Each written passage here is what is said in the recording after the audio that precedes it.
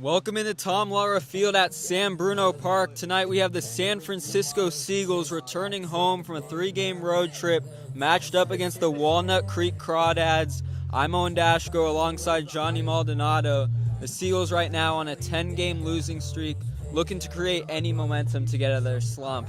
On the other side, the Crawdads are 7-4, second in the North Division, and looking to extend their winning streak to 4 games. They beat Alameda last night 7-5 in extra innings. Walnut Creek is up 3-0 in the season series against the San Francisco Seagulls. All of those games in Danville, so we'll see if the Seagulls can bring anything at home to make a difference.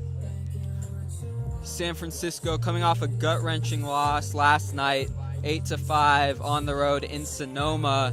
The Seagulls found some nice offense late in that game, tying it up in the top of the 8th inning. 8 batters had hits in the game for the Seagulls, but the Seagulls, they couldn't hold off the Stompers late in the game in the bottom of the 8th, and then in the top of the 9th had a crucial double play that ended the game and resulted in a loss for the Seagulls, extending their losing streak. Johnny, what do the Seagulls need to focus on heading into tonight to find some sort of progress? Yeah, the past 3 games, they were on the road, but the only thing with them losing is that the pitching staff always has 1 or 2 big innings.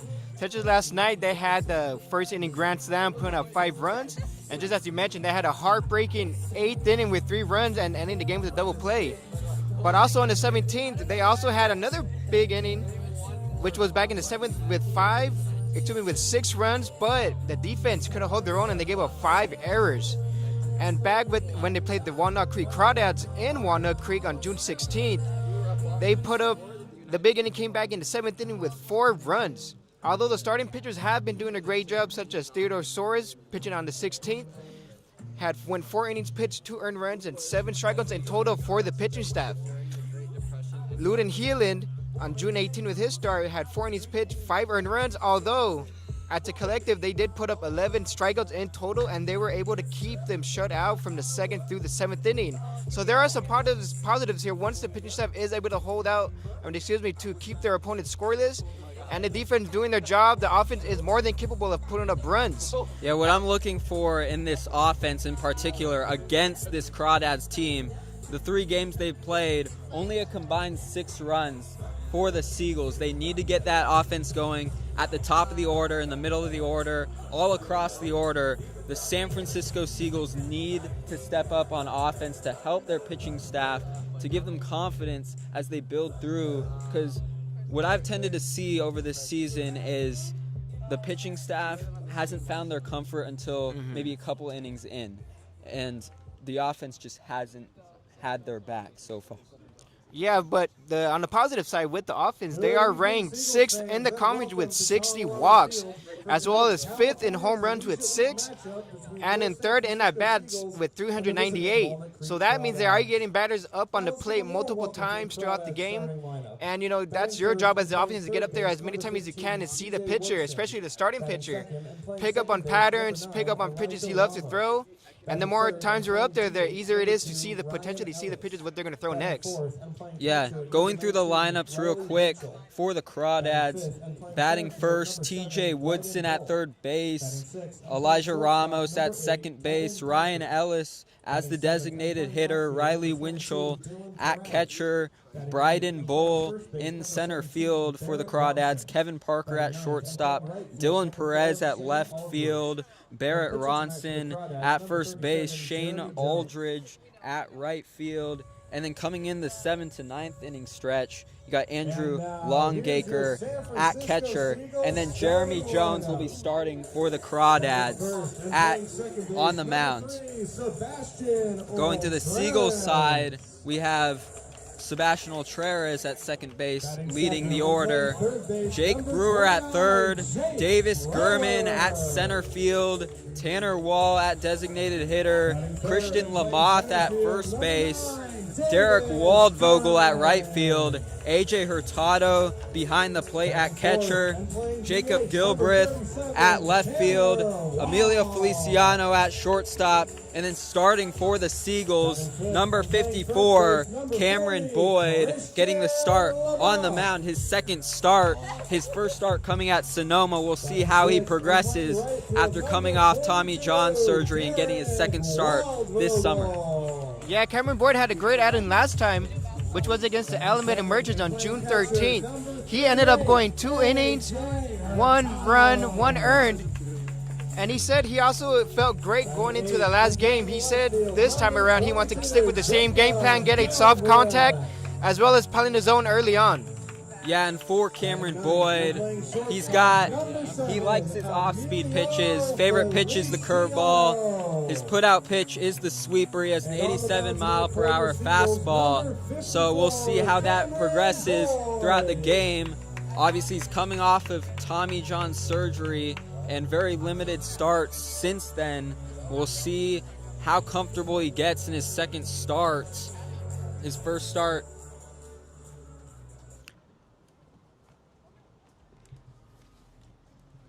Ladies and gentlemen, at this time, we ask that you please rise and remove your hats for the playing of the national anthem.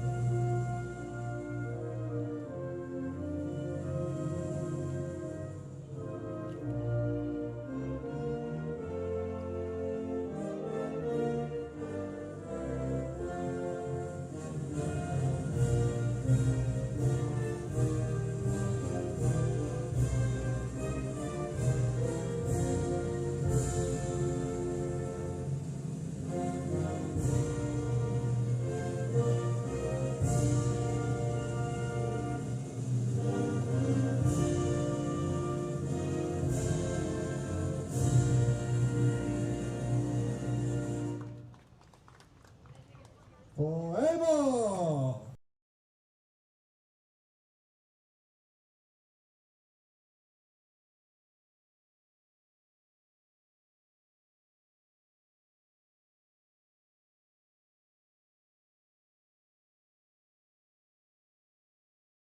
Welcome back to Tom Lara Field. We're just about ready for game time at Tom Lara Field in San Bruno Park. Cameron Boyd getting the start on the mound for the Seagulls. And TJ Woodson starting off in the order for the Crawdads. So we'll see how this starts. Johnny, what are you looking for specifically in this first inning on defense for the Seagulls? Yeah, just as I mentioned, the defense does need to hold their own because it will make pitching a lot easier for whoever comes out the bullpen to make the great pitches. And also, to remind you folks, AJ Hurtado has been doing a great job behind the dish. Has not allowed a pass ball all summer. So when you're the pitcher, that's a great thing to look at and consider. It is a lot easier to throw that breaking pitch down in the dirt to hopefully make the batters chase, and it makes everything a lot easier on the defense as well, making sure that no runners get on. And Hurtado's been a wall back there as well. Yeah, and specifically looking at the top of the order for the Crawdads coming up, TJ Woodson, the third baseman from Baylor University, has had a hot start to the season for the Crawdads. Ramos has had some action too in that second spot at second base. Not great average, but 6 RBIs. And then you get deep into that order, and it just keeps getting better and better. This Crawdads team is hot on this 3-game win streak. And we'll see what they can do early see who grabs momentum first. Yeah, you said it correctly. Woodson does have a hit in back-to-back games. He's only went hitless in the past, in only 3 games he started in. So hopefully Cameron Boyd can work something up here and get him off the base pads. Yeah, the redshirt freshman against the Seagulls this season, 10 at-bats, 2 hits, 2 RBIs. We'll see what he does in his first plate appearance against Cameron Boyd.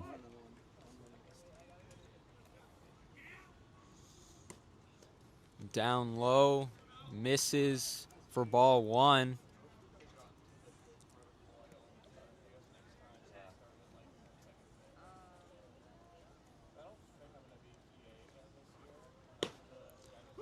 In there for strike 1, 1-1 count for Cameron Boyd early.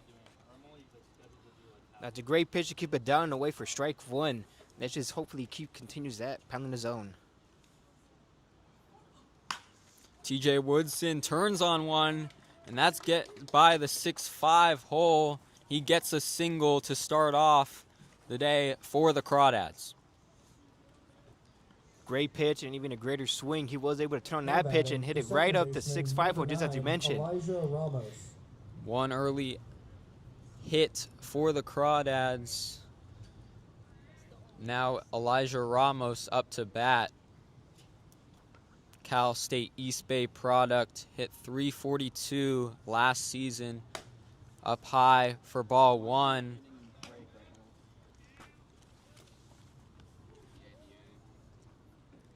Had 14 RBIs for Cal State East Bay.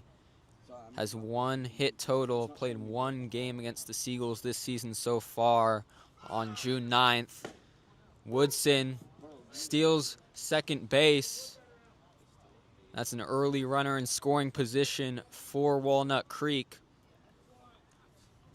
That'll be his 5th stolen base this far. He's only been caught stealing once this year, which was against the Sonoma Stompers back on June 5th. The 1-1.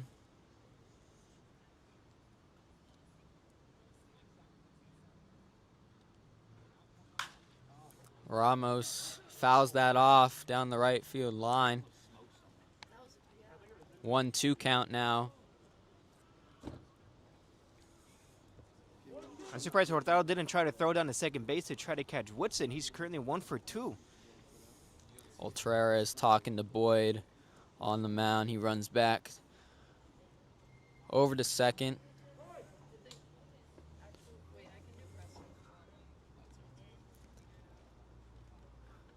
Boyd keeping his eye on Woodson at second base.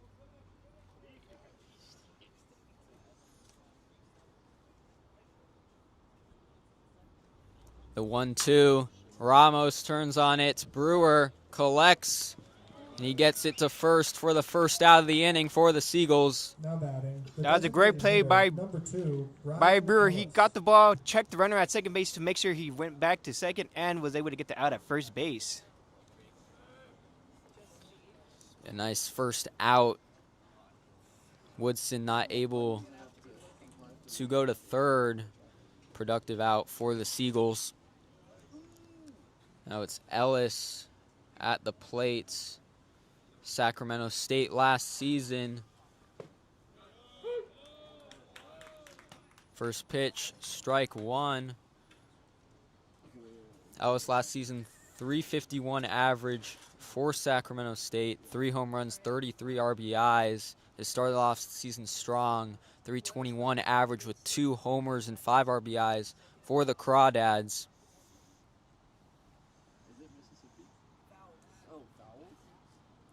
Boyd throws it back to Feliciano at second. Woodson back on the bag. Not a bad idea by Boyd. Woodson was able to walk over there to steal second base, so he's trying to keep doing his best to try to keep him as close as he can to second base. The 0-1 down low. Hurtado digs it out of the dirt. Nice job there from Hurtado. 1-1 the count.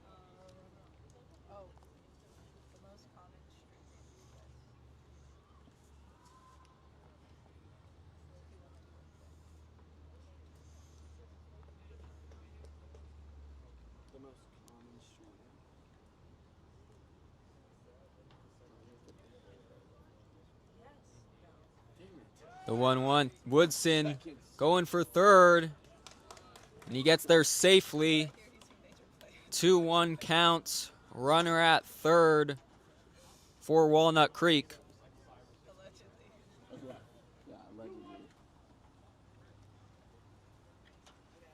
Even though Ryan Ellis only has 5 RBIs, you don't want him to get a hit or put it in play on the ground, because that means they'll get an early lead on in the first inning. A strikeout would be big here. Boyd outside. 4-3, 3-1 the count, 1 out in the top of this first inning.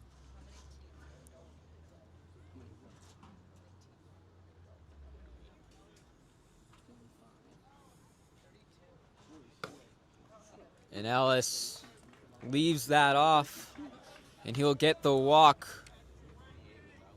2 early base runners for the Crawdads. Now runner at first and third. Now batting, the catcher, number 19, Riley Winchell. Seagulls still have a chance to get out of this unscathed. Luckily for them, Ellis has not had a stolen base yet so far in the 10 games he played. And Riley Winchell, the catcher, who last night had a walk-off home run. See if he can do anything early in this outing. Boyd high for ball 1, 1-0 the count.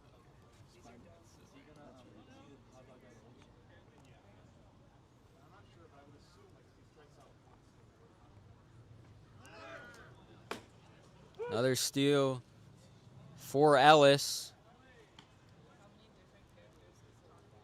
Active base running from the Crawdads so far in this first inning, showing off their speed.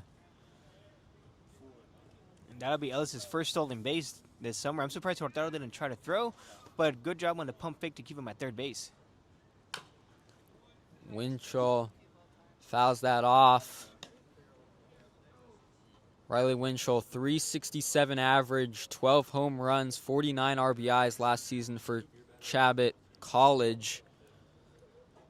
He's had a strong, powerful summer so far. 2 home runs, 8 RBIs.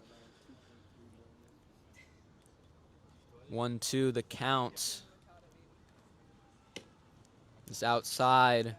4-2, 2-2. Seems like Winchell's been finding his stroke. This is the first time this summer that he has a hit in back-to-back games. He has 1 hit against Menlo Park Legends on June 17th and 2 hits last night against the Alameda Merchants. Winchell turns on that one. That's under it. Tag from Woodson. And that's a run scored for the visitors. 1-0. Walnut Creek up early, 2 outs in this first inning. Well, the only thing that matters at this point is that the Seagulls do get another out. 1 more out and they're out of this inning. Just still 1-0 here in the top of the first. Bryden Bull up at the plate for the Crawdads. Hitter of the week last week with a 500 average, 2 home runs, 9 RBIs, 2 doubles, 1.483 OPS. See what he does in his first plate appearance against Cameron Boyd. Had 6 RBIs against the Seagulls on June 9th. Swings and misses at the first pitch. Nice off-speed pitch from Boyd. 0-1 the count.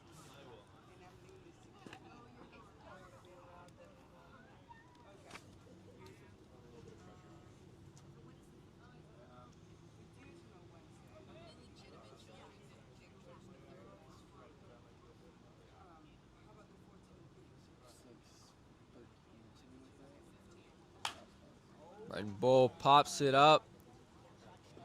Brewer chasing, but out of play. 0-2 the count, 2 outs. See what Boyd draws up on the mound. Bull last night against the Merchants went hitless, but this will be the only 4th time this summer he went hitless. He's been getting at least 1 hit in every game he started in. And also don't forget the fact that the wind might play a factor here, especially when it's hit in the air.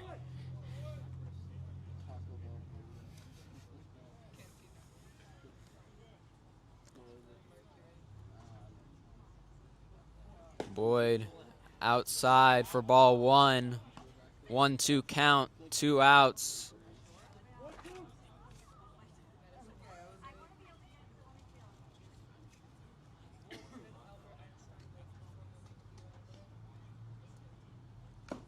Swings and misses, punches him out.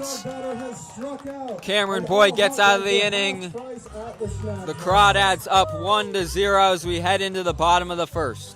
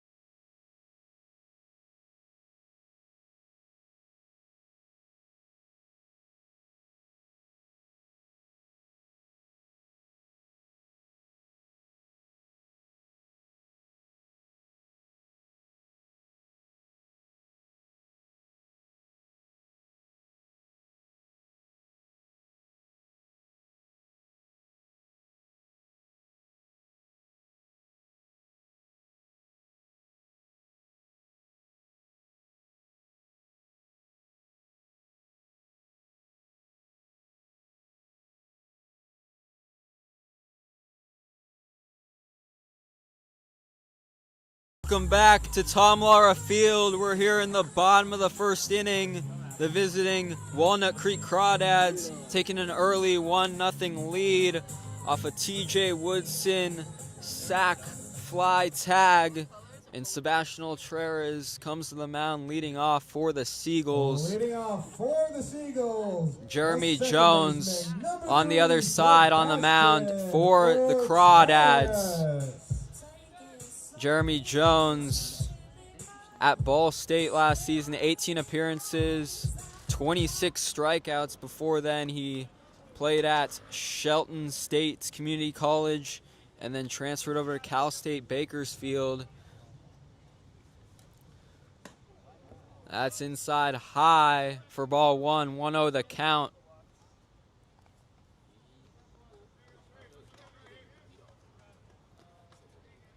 Ultreras got his first hit of the season last night, pinch hitting for San Francisco. In there for strike 1, 1-1 the count.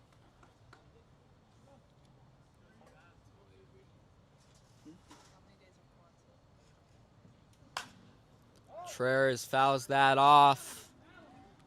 1-2 now.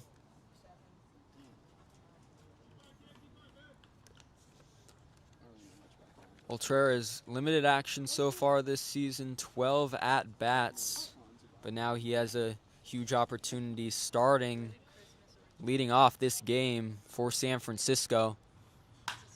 He turns on that one and lines out to right field. Quick first out for Jeremy Jones on the mound. Good job by Ultreras by putting that ball in play. It was up in the air, but the wind tonight seems to be pretty strong, so anything up in there isn't going to make that ball have wicked movement. Jake Brewer now up to the plate for the Seagulls.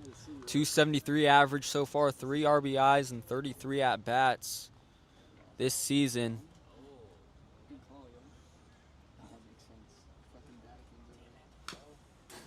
Fouls that one off for the first strike of the at-bat, 0-1 count.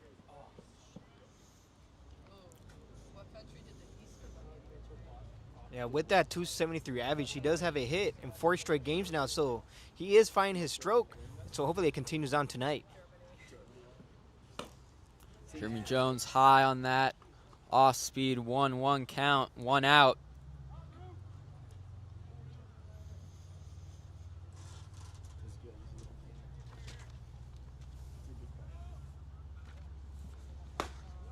That's inside. 4 strike 2. 1-2 count. Nice location from Jones.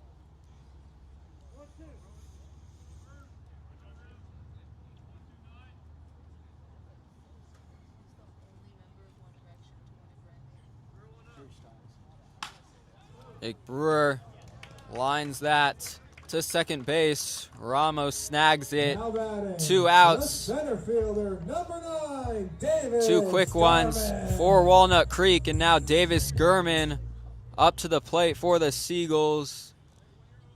He's had a nice stretch this season. 2 home runs collected so far, 7 RBIs, 317 average.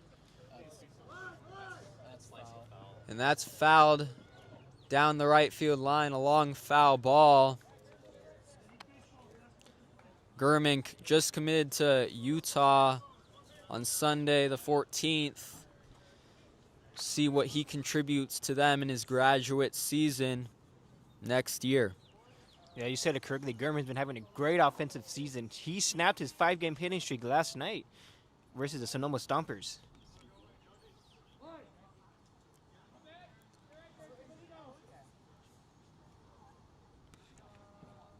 Gurman swings and misses. Fans on that pitch. 0-2 the count. Gurman 3 hits, 2 RBIs so far this season against Walnut Creek. He leaves that one off for ball 2. The Eagles so far have been doing a great job with 2 strikes, 2 lineouts, and back-to-back at batters. 1-2 the count, 2 outs.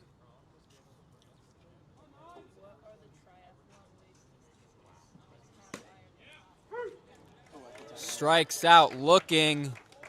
Jeremy Jones punches him out, and that'll end the inning. 1-0, Crawdads still in the lead.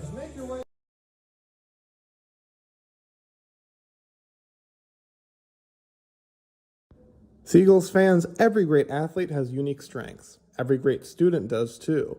That's why we're proud to recognize Charles Armstrong School, a Bay Area leader in educating students with dyslexia and related learning differences. Located in Belmont, Charles Armstrong School helps students unlock their potential through research-based, individualized instruction designed to build confidence, skills, and a lifelong success. At Armstrong, students discover that learning differently is a strength, not a limitation. With small class sizes, dedicated teachers, outstanding arts and athletics programs, and a supportive community, students are empowered to thrive both in the classroom and beyond.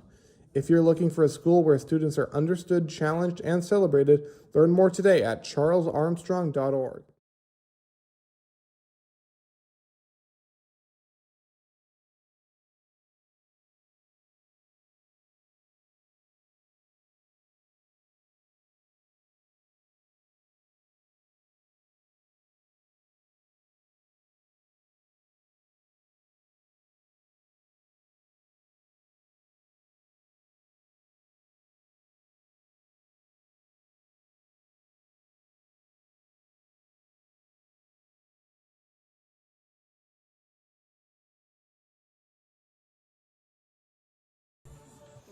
Now batting, Kevin Parker now at the plate for the Crawdads. Went to Solano College before transferring over to Utah Valley last season. 211 average, 38 at-bats, limited time.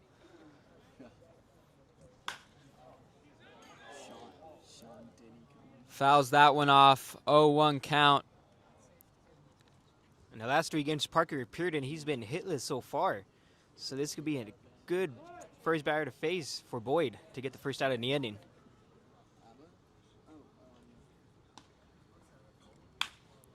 Parker turns on that one, hits into shallow left, and that'll be a single for Parker.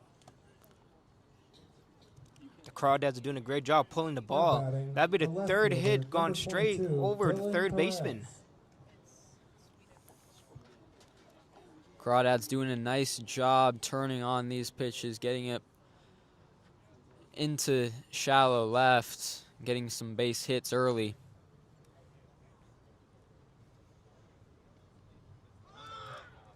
Parker gunning for second. Gets there. Feliciano mishandles the Hurtado throw. 1-0 count. Dylan Perez up to the plate. At Baylor University, 232 average, 11 RBIs. His 2 RBIs this season. Parker, another tag, and gets there, and that's a wild pitch, and he's going home now. Seems like the game plan for the Crawdads Early is get on 2-0 base. lead. It's to get on base and steal on Hurtado. Early 2-0 lead, an arid throw from the Seagulls. Mark Cavigula now checking up on Boyd on the mound.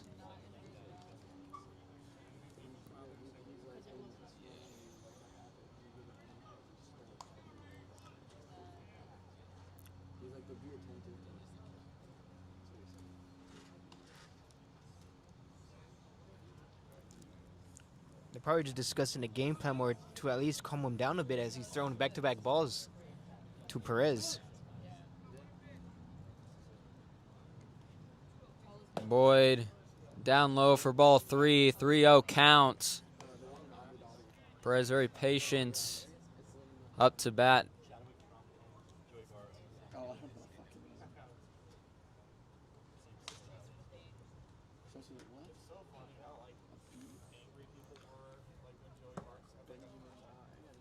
And Perez gets the walk, takes advantage of the lefty-lefty matchup. Now batting, the first baseman. Don't be surprised if the Crawdads try to steal her, as Perez is 6 for 6 in stolen bases this summer. Now batting Barrett Ronson, first baseman. Boyd pickoff attempt at first.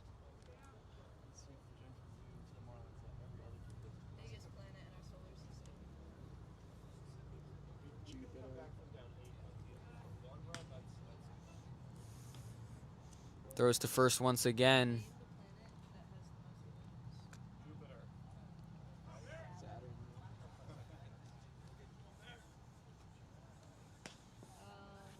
Three in a row. To first. Making sure Perez doesn't have too much of a lead. Perez stealing, and he gets there. The Crawdads piling up the stolen bases early in this game. That would be 6 in total in 2 innings. Boyd looking at Perez.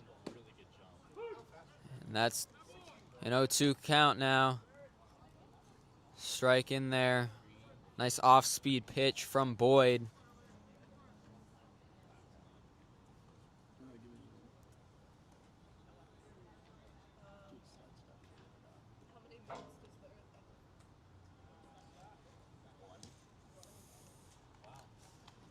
Perez is taking advantage of the situation that's going on right now. The Crawdads were able to get a total of 6 stolen bases.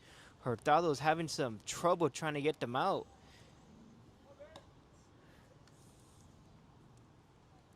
Boyd being very cautious on the mound with runners on base early. Crawdads taking advantage of their positioning and speed. And there for ball 1, 1-2 count. It wouldn't be a bad idea from Boyd to at least do a couple side steps, knowing that they're stealing on almost every pitch to get the chance.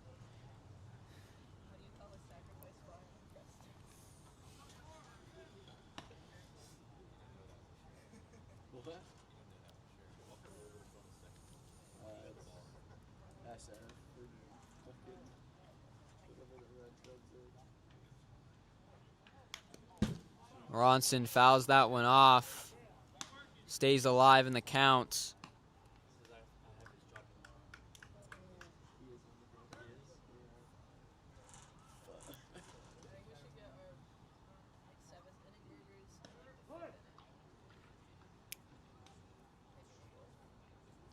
Ronta in the previous 2 games has been hitless as well. He's going 0 for 4 versus the Menlo Park Legends, going 0 for 2 last stand against the Alameda Merchants. He has collected 2 hits against the Seagulls this season in 10 at-bats. We'll see if he does with the runner in scoring position. That one outside for ball 2. 2-2 count.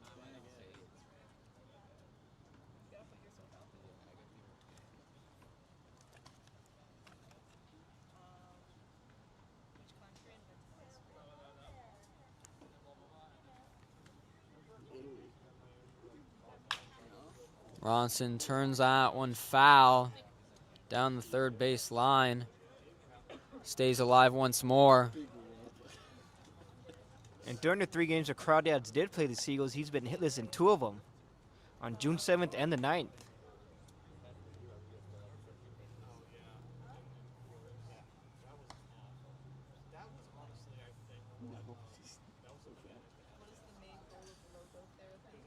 The 2-2. Ronson, grounder, Brewer over to first, gets the out. First out of the inning. And keeps Perez at second. Now batting, the right fielder. Big first out for Boyd. Brewer got to check the runner at second base and was able to get him out at first base. Now down to the bottom of the order. Up is Shane Aldridge, the right fielder. It's 5 RBIs on the season this summer for the Crawdads. 333 average at Menlo College last season. Boyd in for strike 1. 0-1 count, 1 out in the top of the second.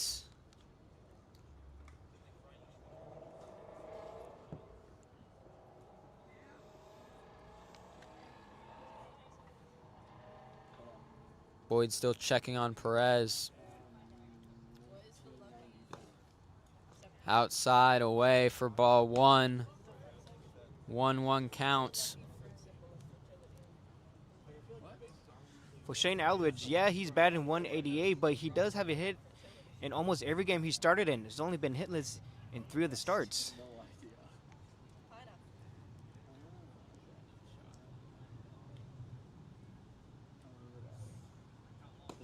Boyd away for ball 2. 2-1 count for Aldridge.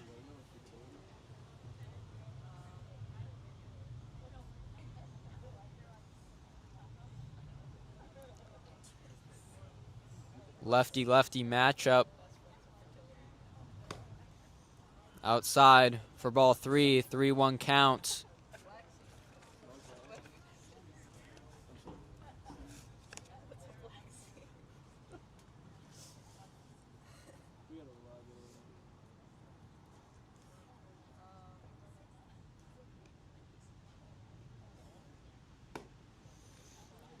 Outside for ball 4, another walk drawn for Walnut Creek. And now up back to the top of the order, TJ Woodson, Now batting, the third baseman. who had a 18, single TJ Woodson. in the first inning, and now up to bat once more in the second. That would be the Crawdads' second walk this inning alone, as well as Shane Aldridge's 3rd of the summer. Swing and a miss from Woodson. 0-1 count. Runners at first and second for the Crawdads.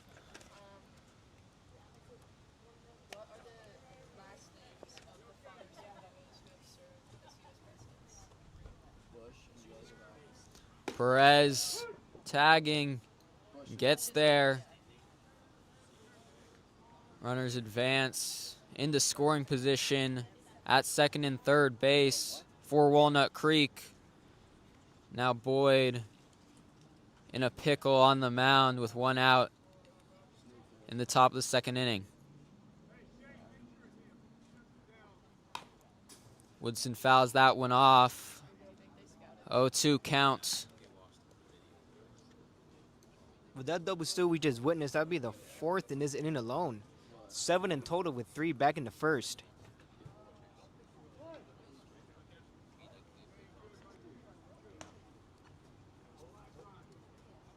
Boyd in there. Woodson once again fouls it off. Stays alive.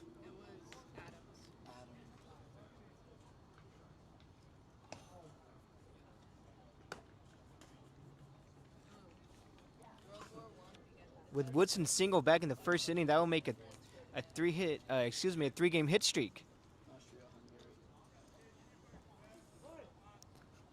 The longest he's had was 5. Gets in there for strike 3, strikes him out looking. Gets the location on that. Now batting, the second baseman, number 9, Elijah Ramos. Big strikeout for Boyd in his inning. You do not want to get another run on base, have bases loaded. But with that strikeout looking, that'd be the second out this inning. Yeah, and that's a big pitch right there with runners at second and third. Boyd up high for ball 1.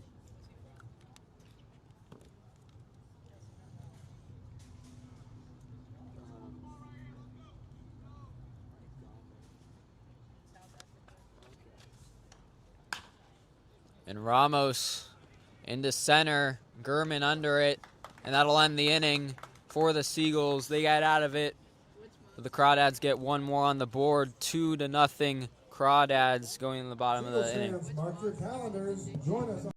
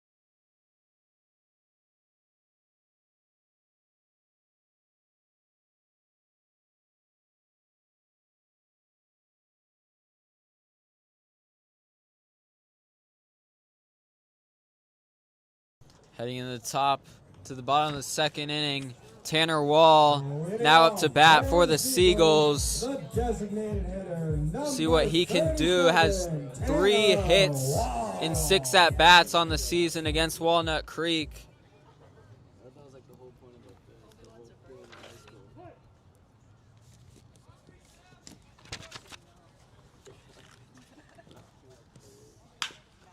Wall turns on that one. Ramos makes a good play in the infield and gets the first out of the inning. Nice diving play from Ramos. Beautiful play by Ramos, getting the first out of the inning with a diving play, glove side, and was able to get him out. Nothing much Wall can do there as he was hustling down that first baseline to try to get a hit. Now up to the plate, number 40, Christian Lamoth for the Seagulls. In his action against Walnut Creek, has a 1 hit, 1 home run in 10 at-bats. Jones in there up high for ball 1. 1-0 count.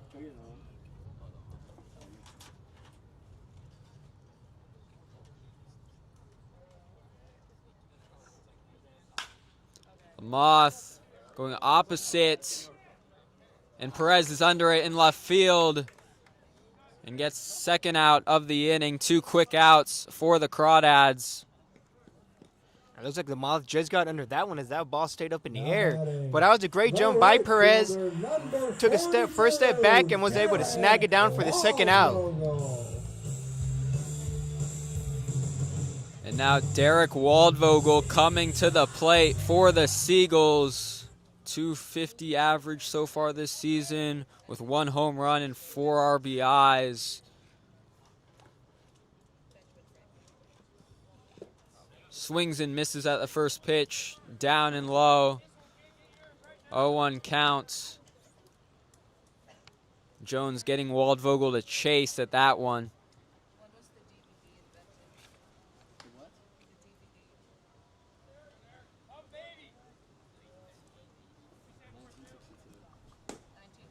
Jones misses the zone up high, 1-1 count, 2 outs in the bottom of the second.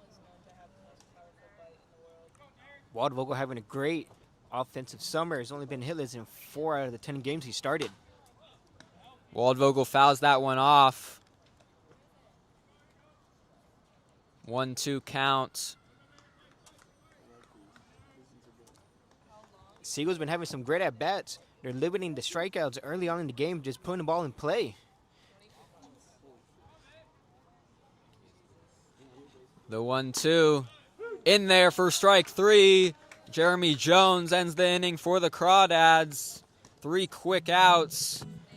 And the Crawdads keep their 2-0 lead heading into the third. Fans, while the Seagulls are keeping the field spotless, who's keeping your home looking its best? For 3 generations, AWC Air Duct and Window Cleaning has been helping Bay Area families see the difference. Family owned and operated since 1946, AWC was founded by Frank Frediani, carried on by his son Ron, and today is proudly operated by Ron, Carol, Joe, and Danielle Frediani. Whether it's crystal clear windows, cleaner air ducts, or helping your home shine from top to bottom, AWC's experienced team delivers quality service with the same values they've built their reputation on for nearly 80 years. Reliability, professionalism, and exceptional customer care. They show up on time, treat your home with respect, and leave it cleaner than they found it. When you want a clear view and clearer air, trust the family that's been serving the Bay Area since 1946. Visit www.bayareawindowcleaning.com to schedule a free in-person consultation. AWC Air Duct and Window Cleaning, 3 generations of service, 1 commitment to excellence.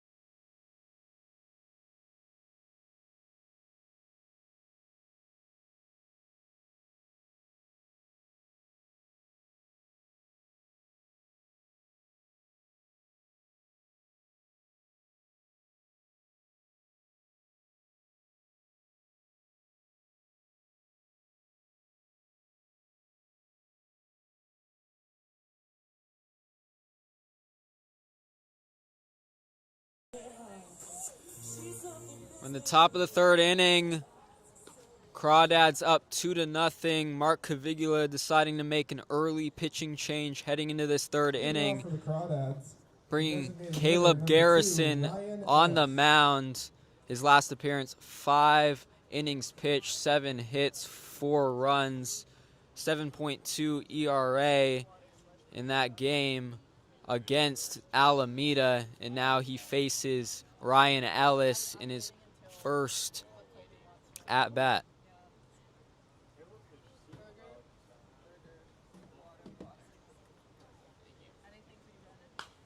Ellis fouls that one off.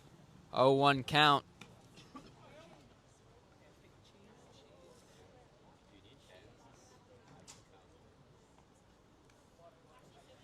Garrison showed his long relief in his last outing against Alameda.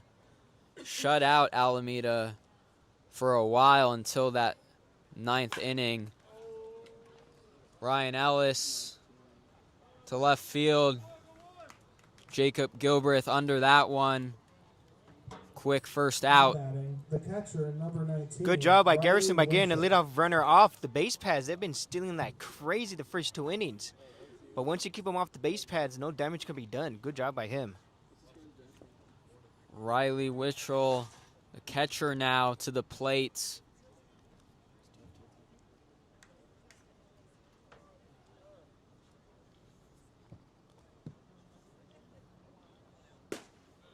Leaves that one off. Strike one, 0-1 count.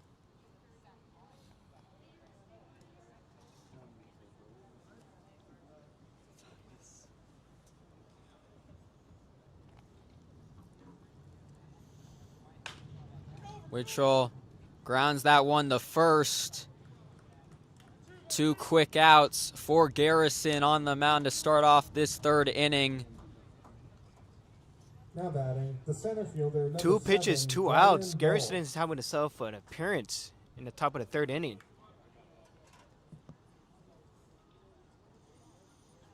And now it's Bryden Bull up to the plate for the Crawdads.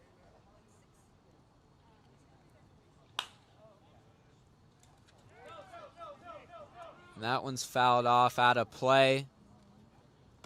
Bull, couple of those early.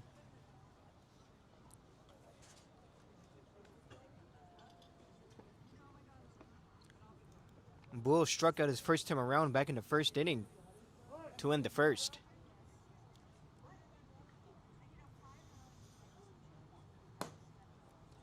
Leaves that one for ball 1, 1-1 count, 2 outs.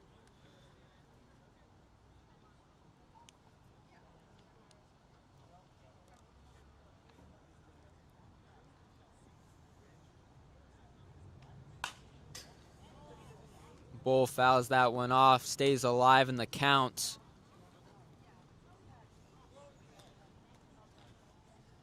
Bull, even with his obscene power, only 4 strikeouts entering the day. Very disciplined batter with .353 average. Outside for ball 2, 2-2 count now for Bull.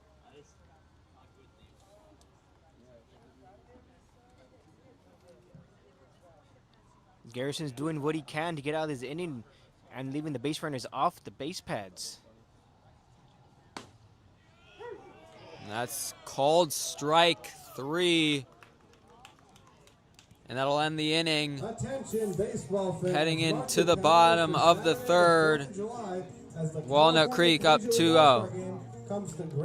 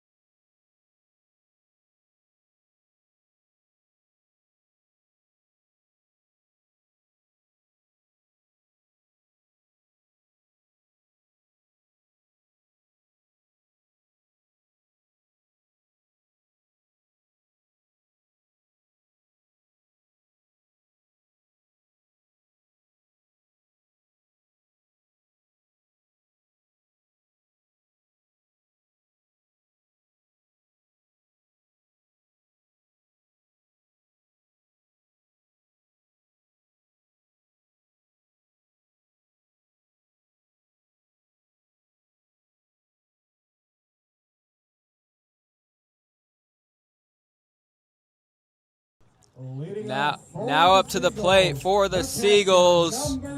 Number 38, AJ Hurtado, to start off this inning for San Francisco.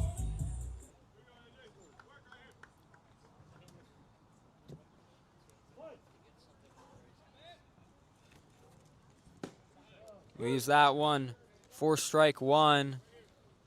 0-1 count.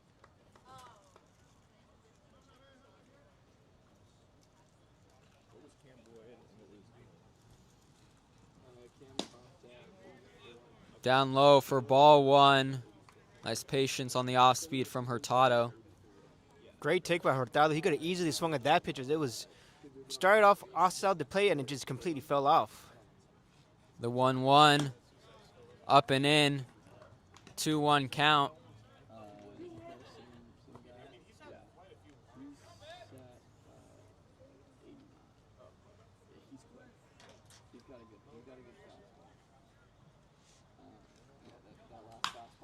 Hurtado turns on that one.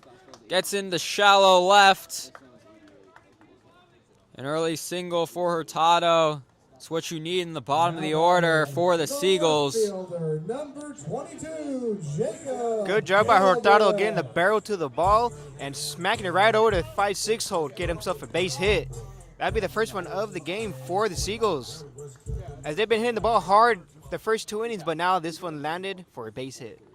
Now Jacob Gilbreth up to the plate for San Francisco. AJ Hurtado at first. Fouls that one off. A little too antsy on that first pitch.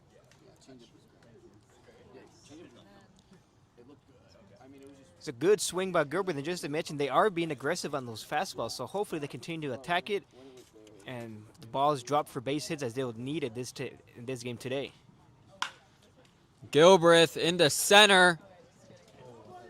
And Bull under it for out one. Feliciano now up to the plate for his first at-bat of the inning. Great swing by Gilbreth, saw the fastball up and rocked it right to center field. Unfortunately, it is the first out of the inning, but nonetheless, that was a great swing by him.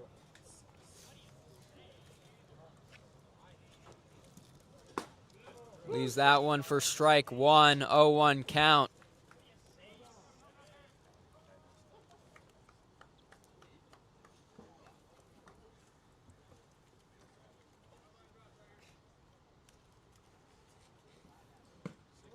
Swing and a miss from Feliciano. Big hack at that, 0-2 count now. Might look like Feliciano was looking for a fastball there, but ended up getting the breaking pitch down and away.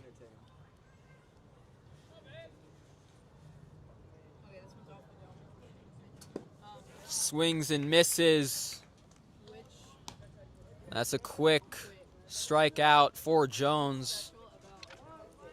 Ultrares now up to bat as the Seagulls turn the order. Back to the leadoff hitter. That would be Jones' third strikeout. And 2 of them were caught looking.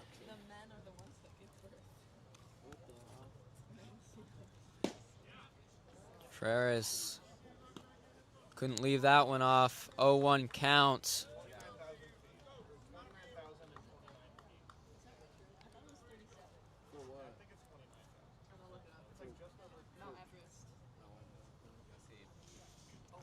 Hurtado attempting the steal.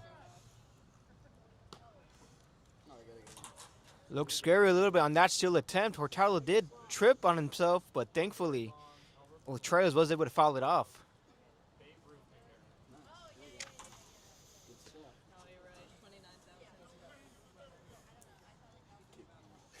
Oh, 2 count, 2 outs in the bottom of the third inning.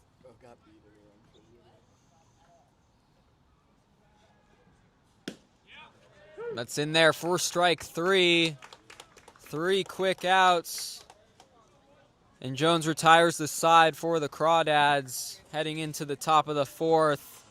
Crawdads have a 2-0 lead. Looking for the perfect ride for your next road trip, away game, or family vacation? Hit the road together with MVNN Motors.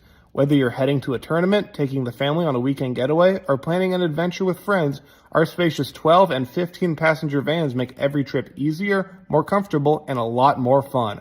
Why split up into multiple cars when everyone can ride together? Share the laughs, sing along to the music, talk strategy before the big game, and create memories that last long after the trip is over. At MVNN Motors, our vans are clean, reliable, roomy, and ready for the journey ahead. With plenty of space for passengers, luggage, sports gear, and vacation essentials, you can focus less on logistics and more on experience. From baseball tournaments to beach vacations, family reunions to team travel, MVNN Motors helps bring people together 1 mile at a time. Reserve your 12 or 15 passenger van today and make the journey part of the memory. Visit mvnnmotors.com To reserve your family fun vehicle today, MVNN Motors, bringing friends and families closer wherever the road takes you.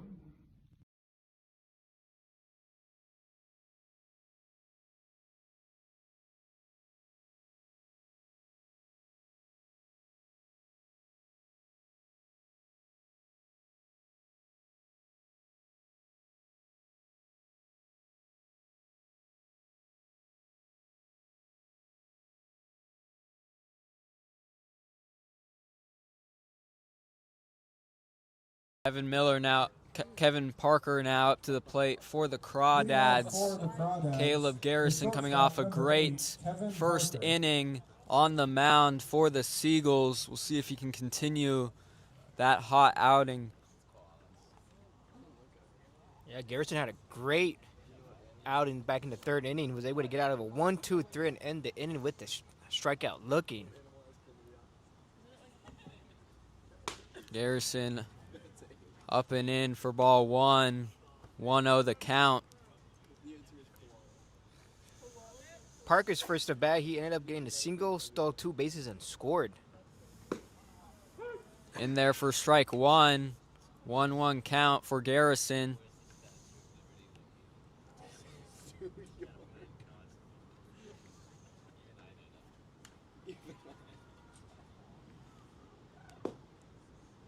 Down low for ball 2.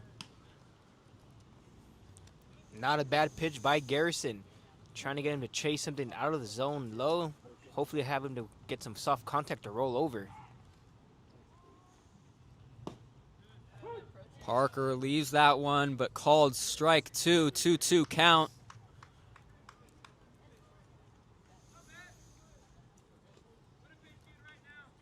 Parker had a hit earlier in this game. Was active base running with 2 steals.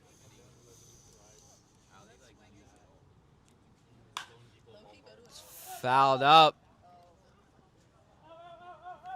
Is that a play into the bullpen of the Seagulls? You're correct. Parker did have an active inning with stolen bases as well as the rest of the Walnut Creek Crawdads lineup. They have 8 in total. 5 in the second and 3 back in the first inning.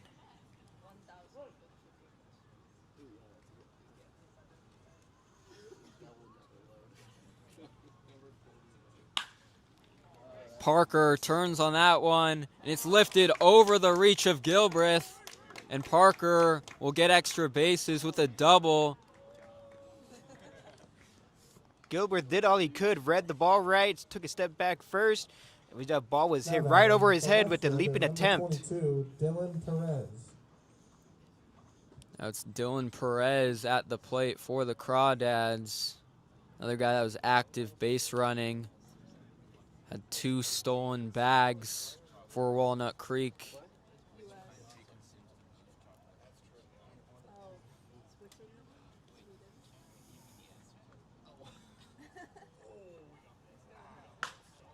And Perez lifts that one. Ultreras is under it, and he secures the catch in the infield. No tag from the Crawdads. And gets the first out of the inning. The first baseman, number 17. Great job by Barrett Garrison. Bronson. He was able to get the first out right away, leaving Parker at second base. Barrett Ronson now up to the plate for Walnut Creek. Parker at second.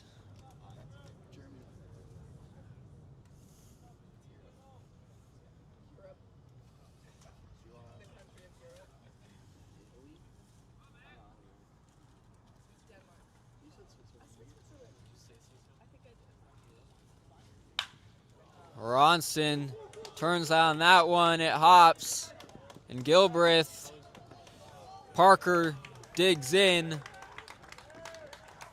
and gets the run for the Crawdads. 3-0 the score now. Walnut Creek up in the top of the 4th inning. Now Shane Aldridge up to bat. Great throw by Gilbreth out in left field. had to take a couple steps to his right to get the ball, but he made a great one-hop throw to Hurtado, but Parker was able just to beat it out. Aldridge fouls that one off.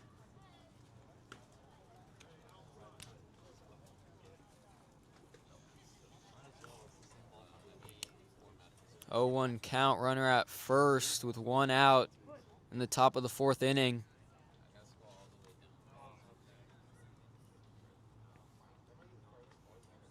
Garrison in there, Aldridge turns on it, Gilbreth under it, and he makes the catch in left field for the 2nd out of the inning.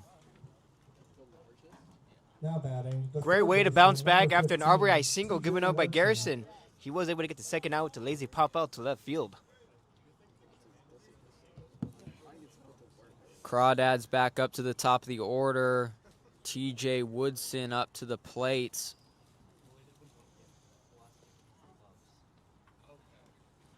He failed bunt attempt there. 0-1 count.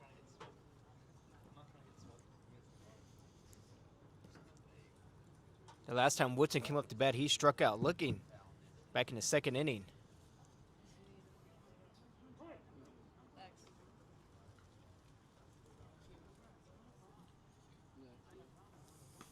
Garrison with the pickoff attempt.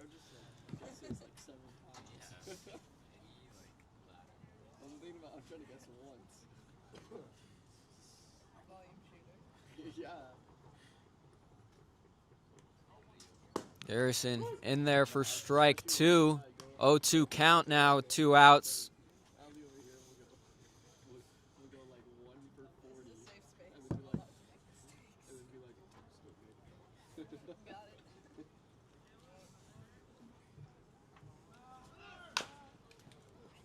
Rounder, and the hop gets to Brewer. Fails to pick it up, and Woodson gets to first. Runners Now advance batting. with 2 The outs. second baseman, number 9, Elijah Ramos. It looks like that short hop got to Brewer as it bounced right off his heel of the glove. Needed that out to get out of this inning as the crowd has been hitting the ball very well today, especially going towards left field.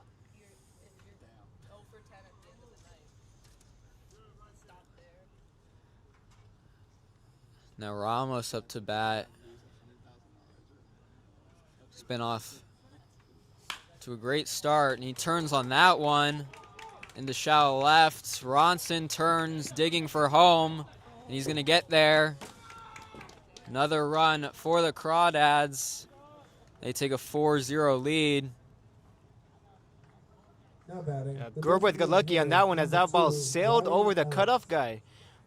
Bounced over Hurtado and almost went away from the pitcher. Thankfully, Garrison was backing him up and prevented the runners from advancing. Garrison, after a promising start in the 3rd inning, getting a little careless on the mound here. 2 runs in the top of the 4th inning for Walnut Creek. It's away for ball 1. 1-0 count, 2 outs.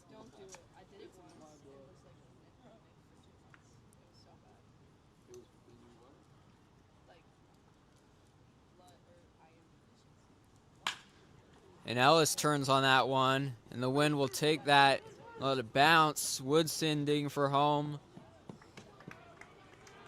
That's Ramos digging for 3rd, and he gets there.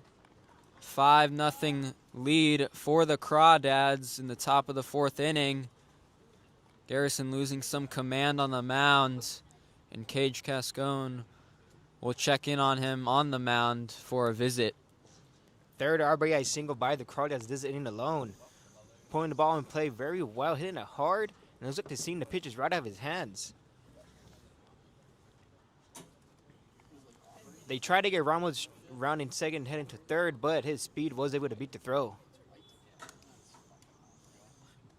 Yeah, and the Crawdads now collecting 2 runs in the last couple at bats. The Seagulls had 2 outs, and they still have 2 outs, looking to complete the inning. We'll see what they can do. See Garrison on the mound against Now batting, Riley the catcher, Winchell. Number 19, Riley Winchell. Playing teams that got to put the ball in play, you got to get every out you can get. Runner on first and third with Winchell up to bat. That one away for ball one. 1-0 count.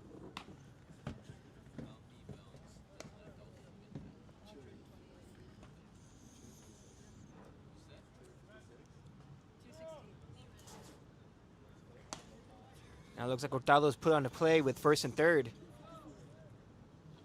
Still have Ellis at first base and Ramos at third. And Ellis did have a stolen base back in the first inning after he walked. Garrison. Winchell turning on that one. And that one is gone. Crawdads opening this game up in the top of the fourth inning, and that's Winchell with a 3-run shot. Crawdads taking 8-0 lead, and that's similar to his 3-run shot last night against Alameda. Winchell showing off his power. Now batting, the center fielder, number 7, Bryden Bull.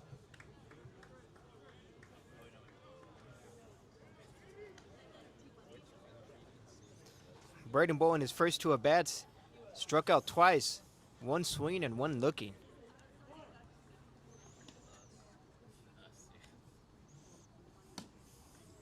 In there for ball one.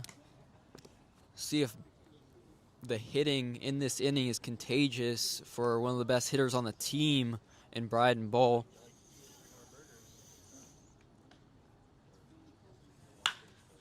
And he turns on that one. That gets Basiltreras into right field. Bull collects a single.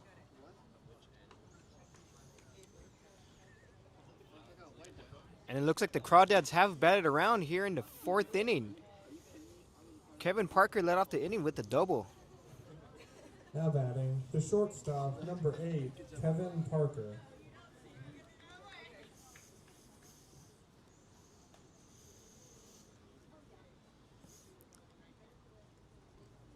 Parker up to bat.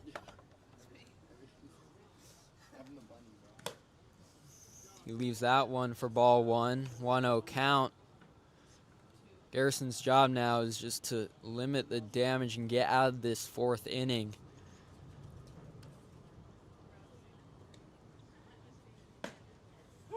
In there for strike one.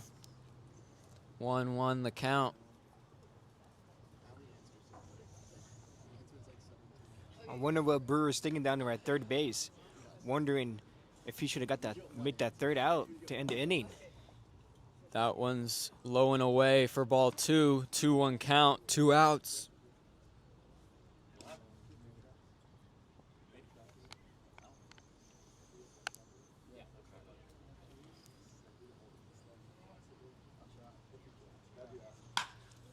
And Parker turns on that one. And that one's deep.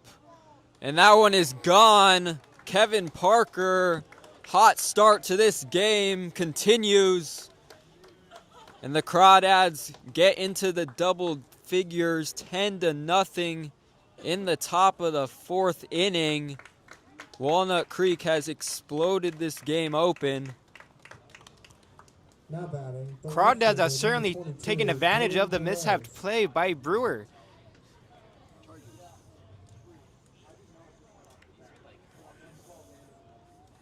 It was an early outs for Garrison in this inning, but a stretch of batters get hot for the Crawdads. They take advantage. Your attention, please. Now pitching for the Seagulls, number 34, Connor Wood. Connor Wood now up to the mound for the Seagulls. See if he can limit the damage for San Francisco. We're now down 10 runs.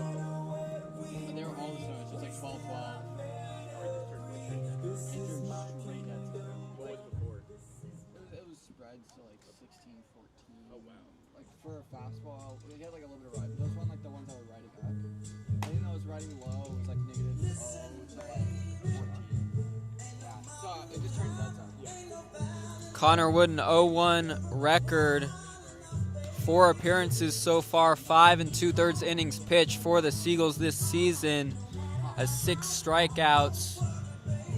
He'll need a much needed out to get out of this 4th inning.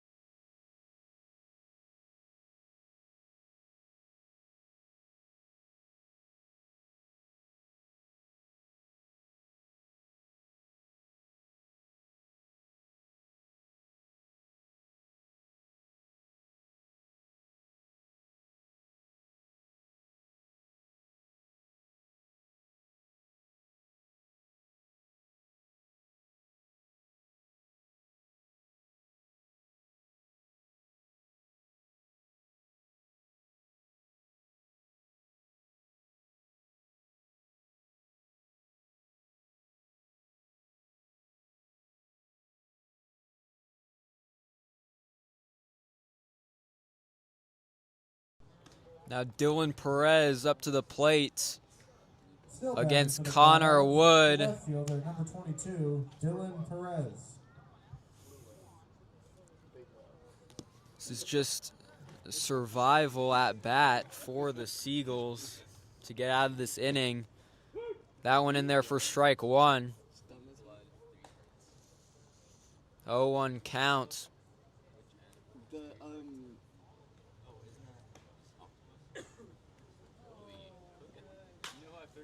Perez lists that one out of play, foul.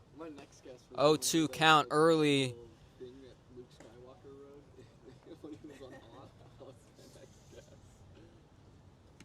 Perez so far has walked back in the 2nd, stole 2 bases, and back in the 4th he flied out.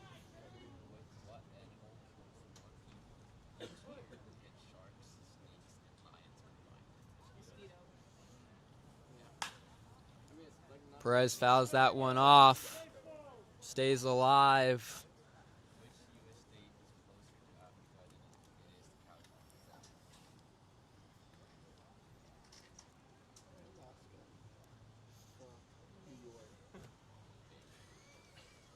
I was just going with something in the ocean.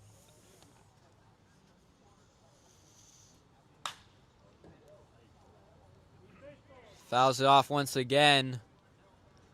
Line toward the dugout.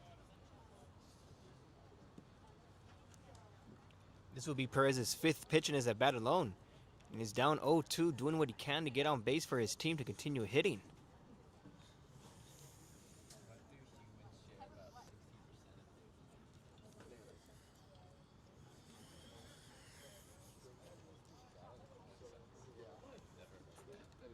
I learned that when I was in like 2nd grade. Wood in there. Pops it up. Foul for Perez. Stays alive once again. Still no 2 counts.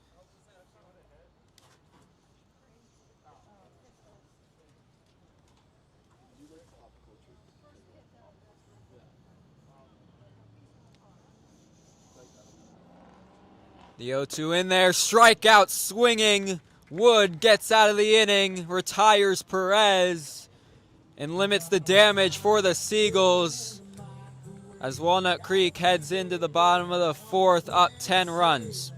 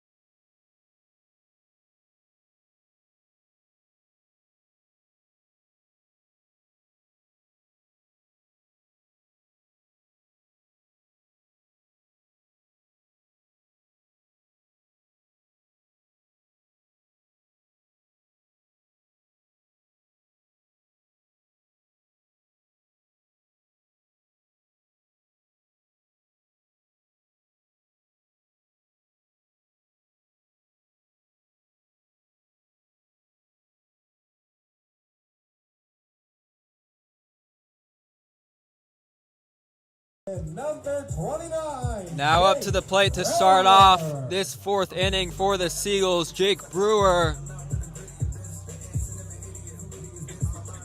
Looking to grab some momentum back. Brewer in his last at bat in the first inning, he lined out to the second baseman. Jones up and in for ball one. At this point, if you're the Seagulls, all you can do is just get on base, take great pitches, and swing at pitches in the zone. Brewer fouls that one off.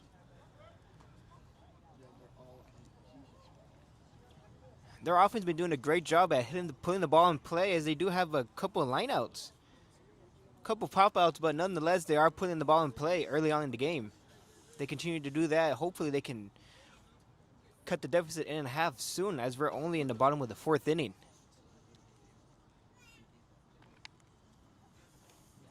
Jones in there. Strike one. 1-2 count.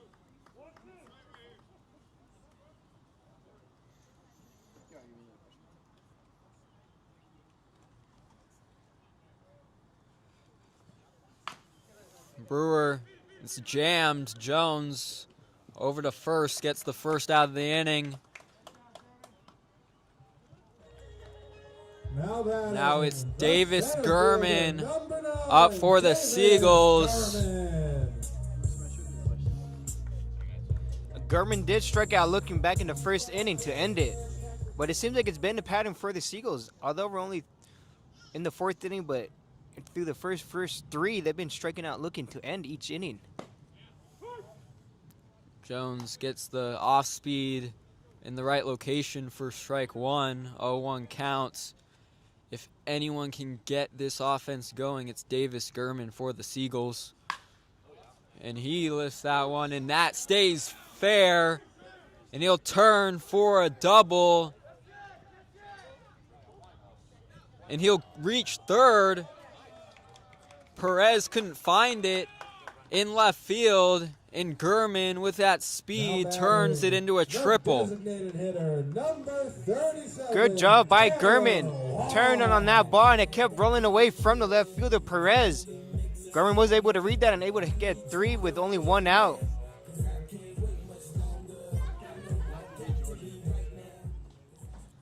Tanner Wall now up to bat for the Seagulls, with Gurman at third. Jones high for ball one. Tanner Wall hit it hard last time back in the second inning, but it was a savvy play made by the second baseman, diving and getting him out.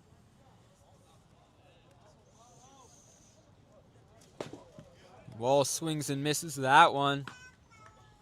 1-1 count. Tanner Wall this season currently has 4 RBIs. Can collect the 5th with the ball put in play here. Swings at that one and misses. 1-2 counts.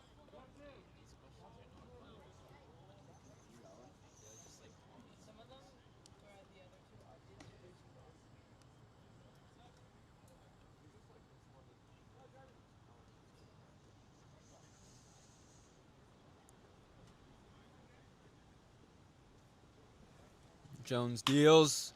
Tanner, Wall. Bad throw to first. That's it, gets away from the first baseman, Ronson. Tanner Wall gets a single, sends in a run. Gurman gets in there, cutting the lead to 9, 10-1. Good job by Wall by pulling that ball in play. Third baseman threw a short hop to the first baseman, but he was not able to pick it. Thus leaving Wall at first base and a run for the Seagulls. Lamoth now up to bat. We'd say that one leaves it. 1-0 count. Wall sitting at first base.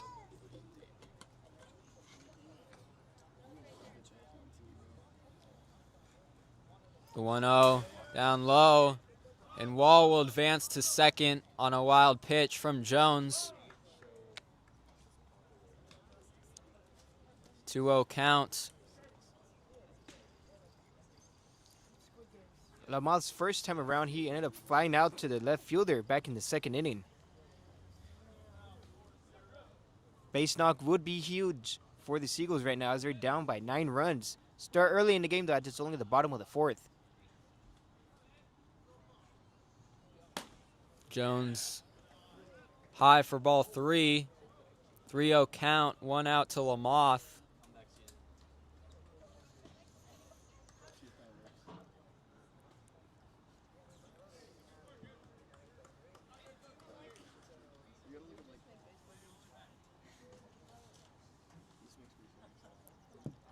Wall in scoring position.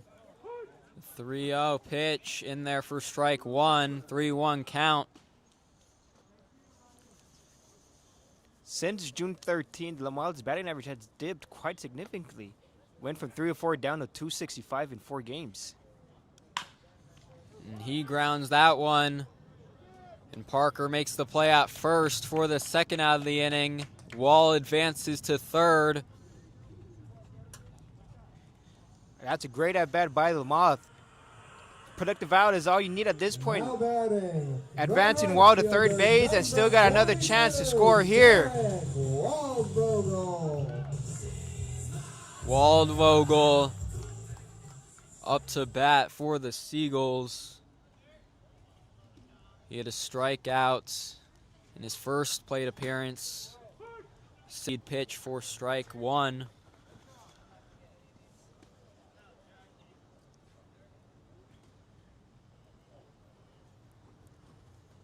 The 0-1 there for ball 1. 1-1 count.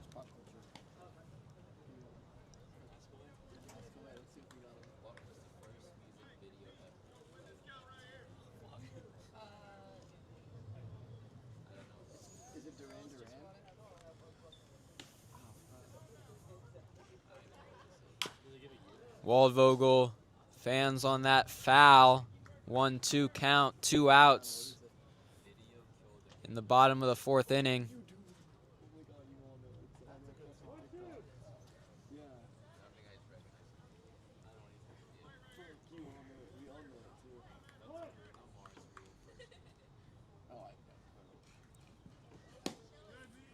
And Jones off speed just misses the zone. 2-2 count. Good job by Waldvogel by holding back that swing. Did not chase with the sliding pitch down the way. Jones in there. And he went. Jones gets the strikeout, retires the side. And Seagulls get 1 run on the board, but still 10-1 heading into the 5th.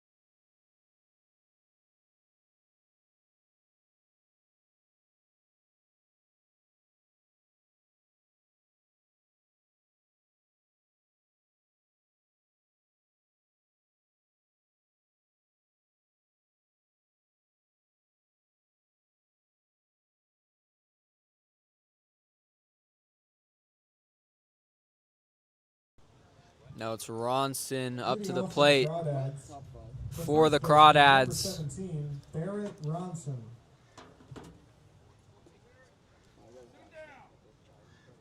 Ronson in his first two at-bats, ground out to the third baseman back in the second, and last inning had an RBI single and scored. Wood in there for strike one. Ronson fans on it. 0-1 count.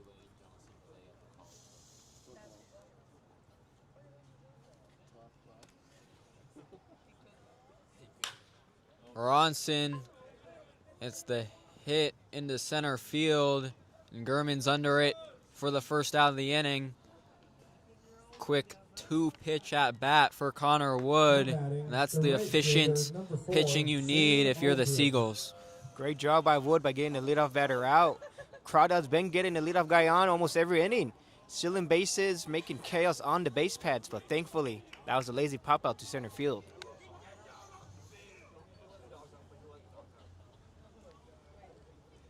Now it looks like we got a dog out in left field. Yeah.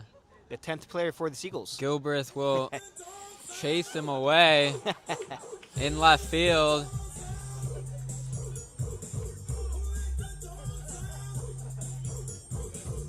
Now it looks like the owner is out in left field. Oh, wait, no, that might be the cameraman. No, Someone's trying to get the dog off. Looks like the owner's out in foul territory in left field, and now Gilbreth just guiding him away out of play.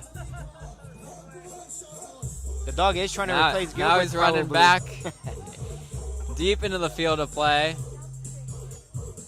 The owner trying to get him back on the leash.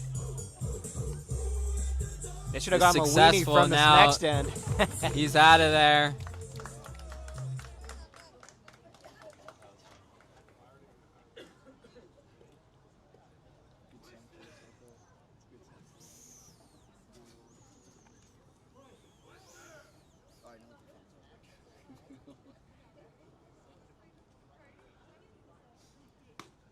Aldridge leaves that one outside, 1-0 count.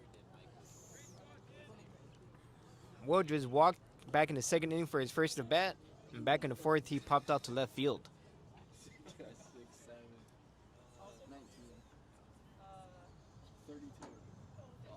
Aldridge waves at that one down low for strike one. 1-1 count, 1 out.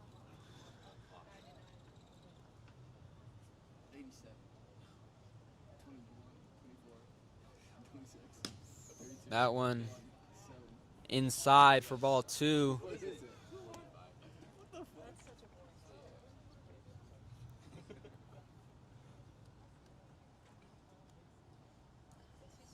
Two one grounded to Altreras. He handles it and gets the out at first.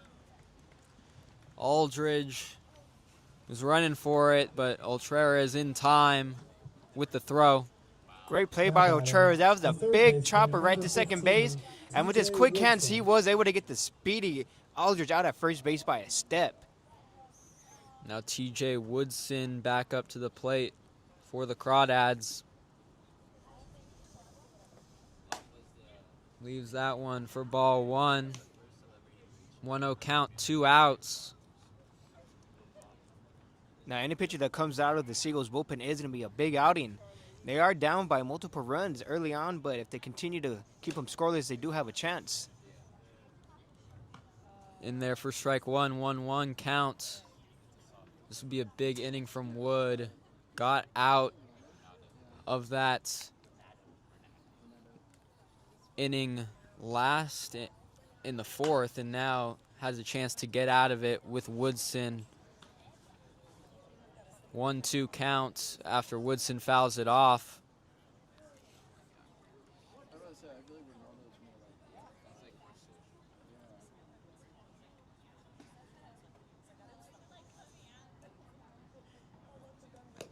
Wood down and away for ball 2. 2-2 count, 2 outs.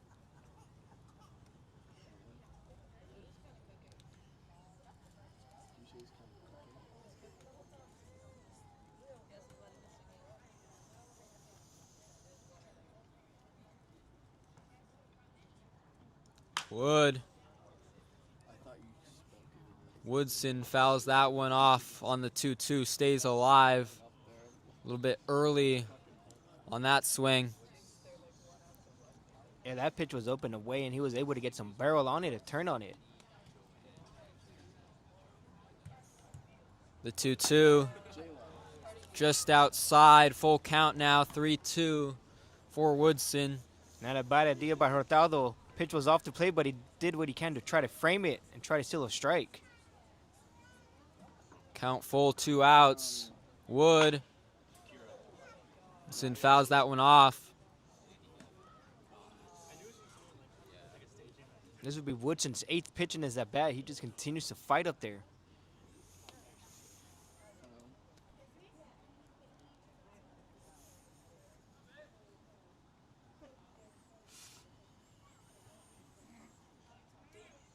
Wood versus Woodson. Wood in there, down and away for ball 4. And Woodson draws the walk with 2 outs. Now, Woodson was someone you wanted to get out, because back in the first inning, he ended up stealing second and third and was able to come across the score back in the first inning. Ramos now up to the plate.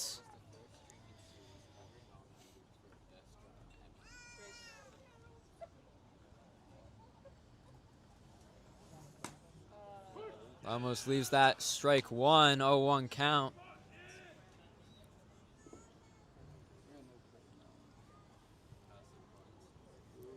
Elijah Ramos currently 1 for 3 with an RBI single back in the 4th. Pickoff attempt from Wood.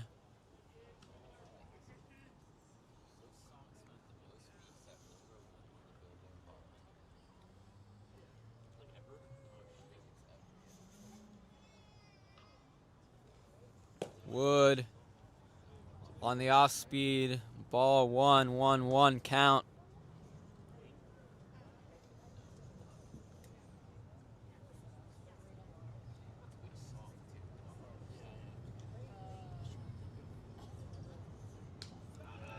Wood, that was close on the pickoff attempt, but first base umpire calls it safe.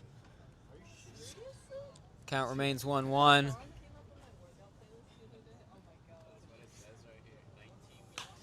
Ramos pops it up. Brewer looking at it, gets under it for the 3rd out of the inning. And now the Seagulls will go into the bottom of the 5th, down 9 runs, looking to build on some momentum.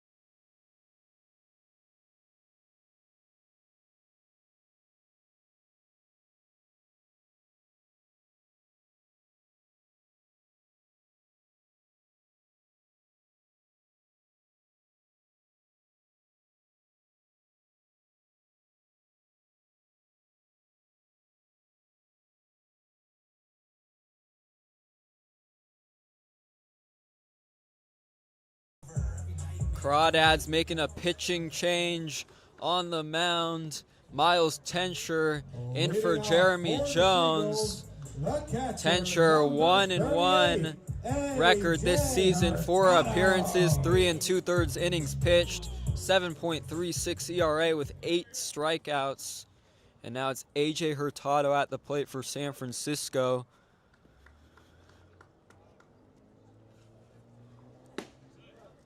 Tencher's sidearm throw in there for strike one as a little submarine action. Jeremy Jones went 4 innings with 5 strikeouts, a triple, and a run. And Hurtado turns on that one into deep left, and that'll be a ground rule double for Hurtado.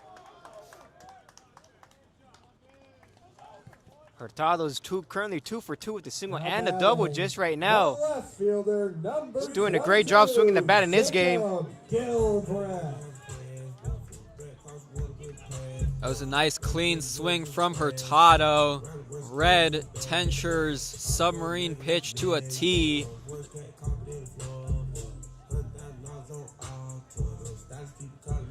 And now we got Gilbreth. Had a screamer line out back in the 3rd inning to get the first out of the inning.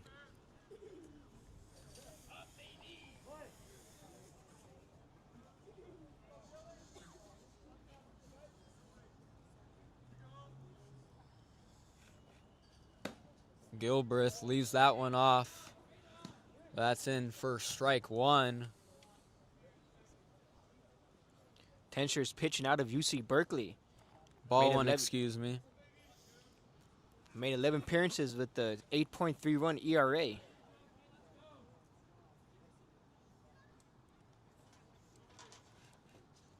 Tencher in for strike one, 1-1 count.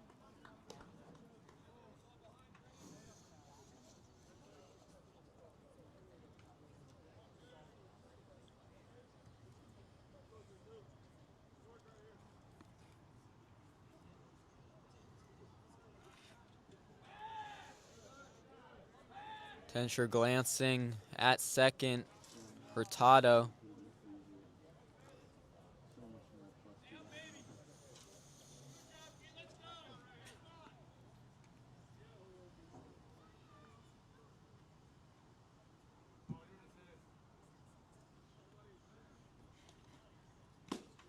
Swing and a miss from Gilbreth. Nice action on that pitch from Tencher. 1-2 the count. Back when Tencher was pitching at Berkeley, batters are going .138 in the 8.2 innings pitched.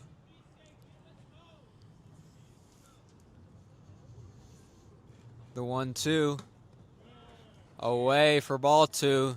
2-2 count.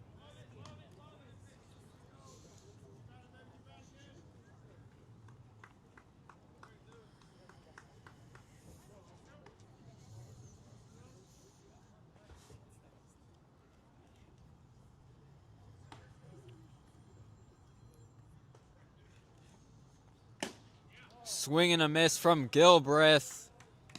Tencher got Gilbreth chasing on that one. Now batting, the shortstop, number 7, Emilio Feliciano. And with Feliciano, his first time around, he struck out back in the 3rd inning, but Tencher sure does have an unorthodox pitch release. He's pretty much throwing sidearm and submarine, having some crazy break with his off speed. Feliciano waits on that one for strike one. 0-1 count. The action on Tencher's pitches comes late, and that's why it hits the location as a strike and gets batters to look. Feliciano fouls that one off. 0-2 count.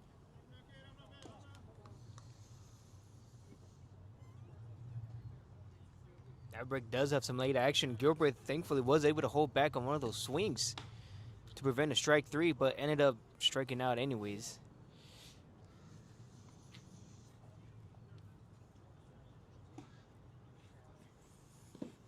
That one down in the dirt for ball 1-2.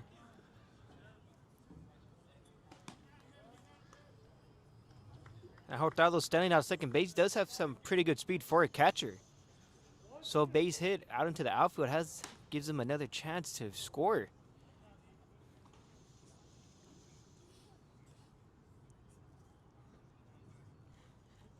The 1-2. Strike out, swinging once more for Tenscher. Same pitch, same location, both resulted in Now strikeouts. batting the second baseman, number 3, Sebastian Ultreras.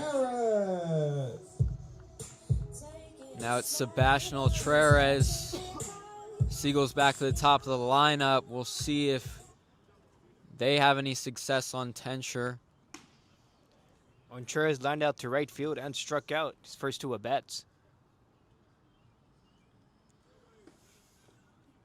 Tenscher, it's that one in for strike 1.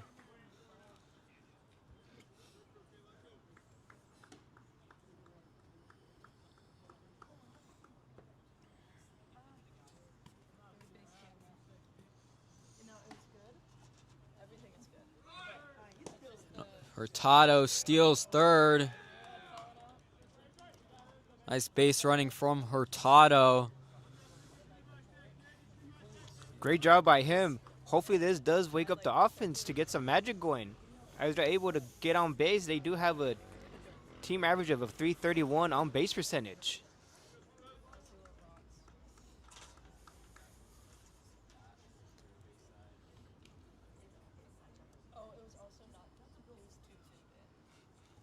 Tenscher in, gets Ultreras swinging. 1-2 count now. The action on his off-speed pitches have fooled the Seagulls so far in this inning. And Ultreras grounds that one. It's an easy pick up at first for the last out of the inning.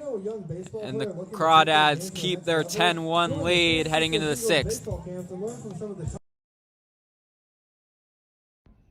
Are aches, pains, or everyday stress keeping you from living life to the fullest? At Aranabar Chiropractic, gentle and effective chiropractic care isn't just treatment, it's a tradition.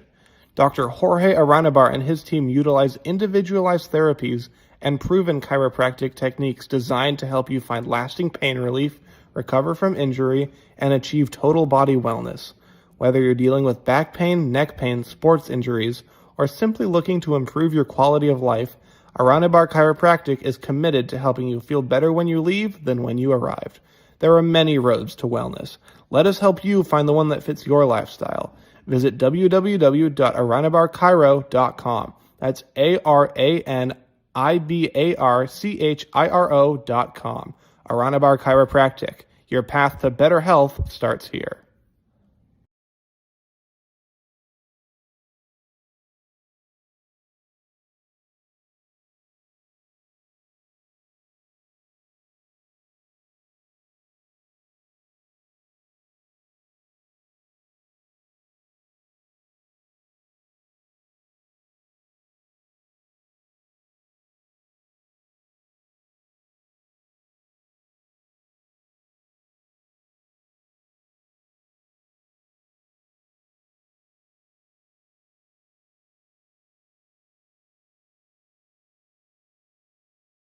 Now coming to the plate for the Crawdads to start off the top of the 6th inning.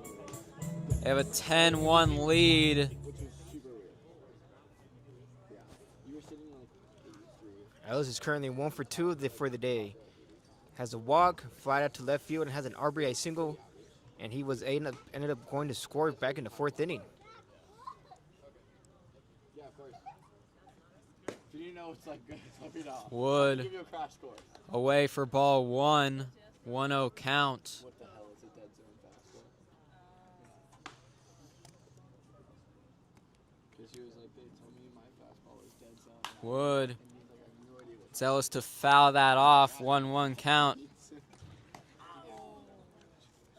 Yeah, I can give anybody a crash course on how to do whatever. I can give me history. I'm ready.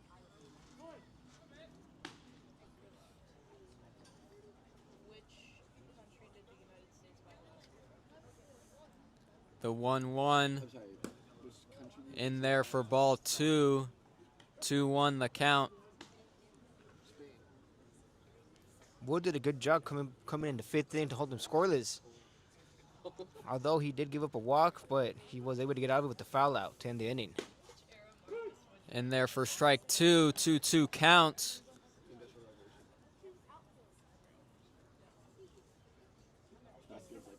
Yeah, this appearance from Wood looks more comfortable than his previous ones this season. Wood in there, gets Ellis to go ground to Feliciano, who gets the throw to first in time for the first out of the inning. Good job by Feliciano going with the backhand. Saw the 2 hops, was able to keep his glove down in the dirt and get the out at first base.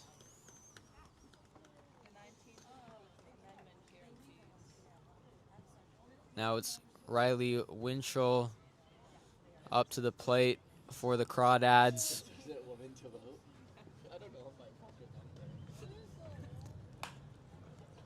That one goes foul, just to the right of the broadcast booth into the stands. 0-1 count. Now batting, the catcher, number 19, Riley Winchell. Riley Winchell hit the sac fly back in the first, grounded out to the first baseman, and hit a 3-run homer back in the fourth.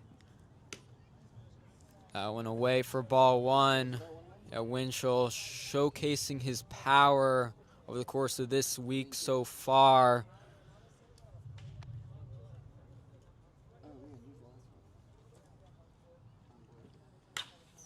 Winchell pops that one up down the right field line. That one goes foul.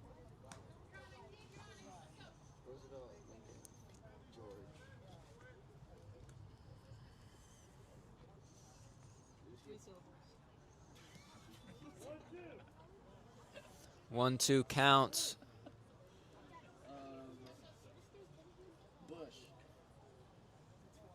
The 1-2 comes and goes. That's fouled off once again by Winchell. Stays alive in the counts. Crawdads offense making it very difficult for the Seagulls to put them away. They only have 4 strikeouts as a team. They just continue to foul pitches off or put the ball in play. Wood in there. He gloves that right back at him. Underhand throw to first. Gets there for the second out of the inning.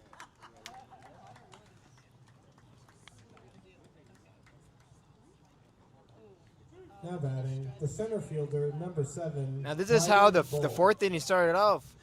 Pitchers getting a quick 2 outs, and all of a sudden they blew up after an error by Brewer. And Bryden Bull still looking to get it going. Had a single. That one away for ball 1. Brewer for the day is currently 1 for 3, 2 strikeouts and a single.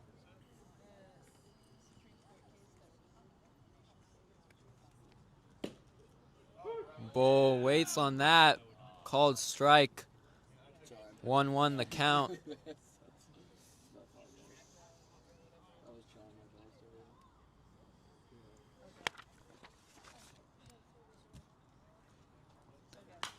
Wood. Bull fouls that one off. 1-2 count. Now we'll see how long Mark puts Wood in there for. He's currently sitting at 34 pitches. Looks like he's going to use him for the long run here. He's doing a great job so far keeping him scoreless. Just one more out to get out of this inning. Bull fouls that one off. He's collected plenty of foul balls in this game. Lots of souvenirs for the neighboring houses here.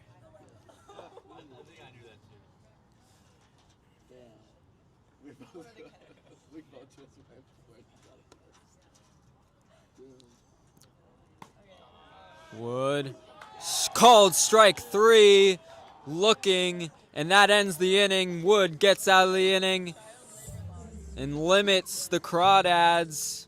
10-1, still your score heading in the bottom of the 6th.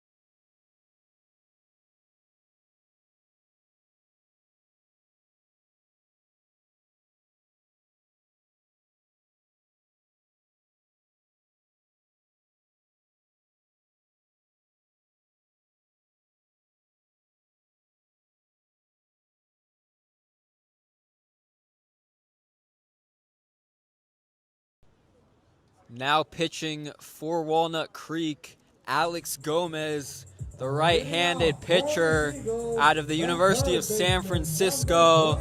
This summer, 0-1 record with 2 appearances, 6 innings pitched, 3 ERA, 1.5 whip, and 5 strikeouts to his name. See what he has in store for this appearance. The only 2 runs that were earned came on June 14th versus the San Luis Obispo Blues. Brewer up to the plate now.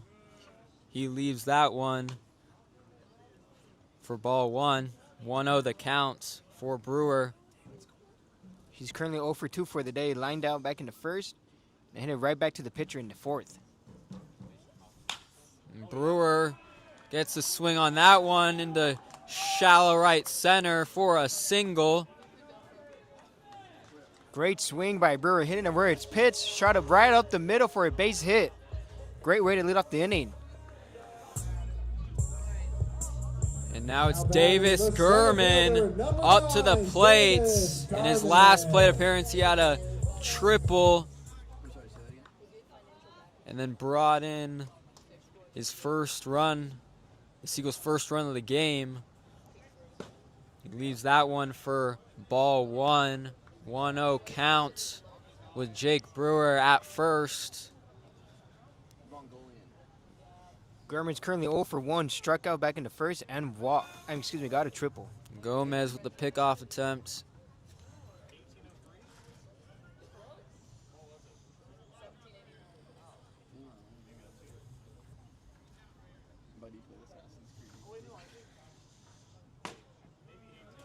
Inside for ball 2. 2-0 count.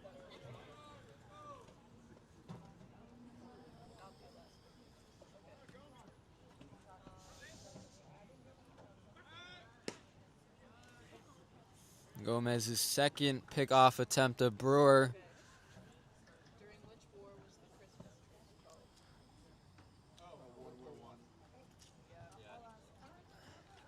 The 2-0 in there. Up high for ball 3. Quick 3-0 count for Gurman. Now this is someone you do want at the plate. He's only gone hitless in 2 games so far this summer for them. He waits on that one, leaves strike 1. 3-1 count. And coming off a triple, he's looking to get back on base. Swing and a miss. Full count now for Gurman. And with that triple tonight, that would be his 6th extra base hit. The 3-2. Another pickoff attempt from Gomez.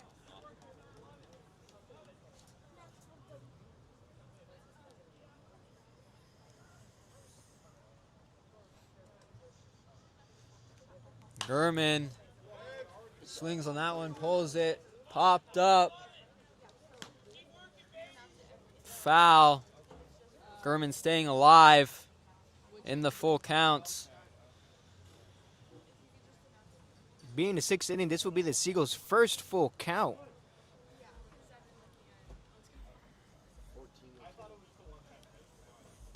Swing and a miss. Gurman waves on that one. Gomez retires Davis Gurman for the first out of the inning. Hitter number 37, Tanner Wall.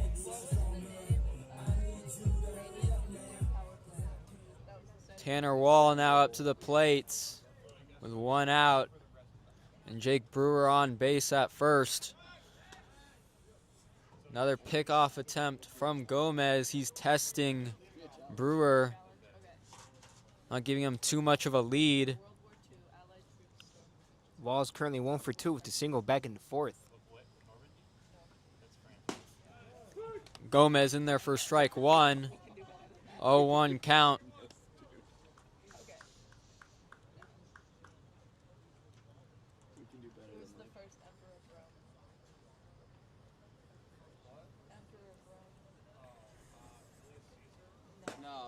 Swing and a miss from Wall. 0-2 now.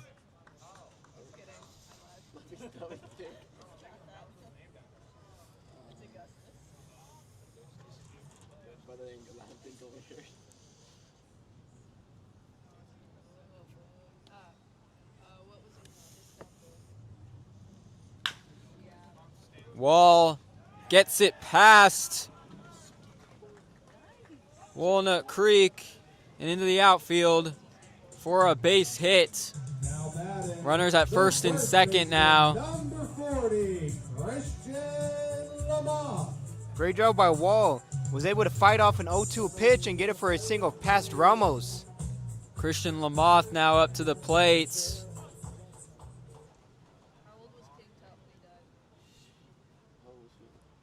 Lamont flied out and ground out to the shortstop in his first 2 at-bats. Currently 0 for 2. Leaves that one for strike one. Nice location up and in from Gomez. Runners at first and second for the Seagulls with 1 out. And Christian Lamoth up to the plate.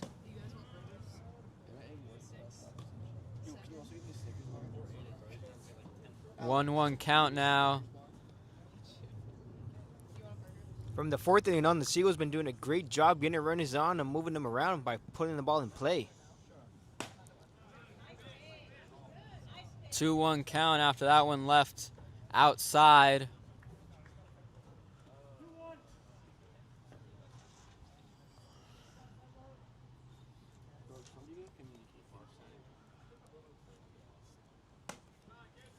Gomez up and away.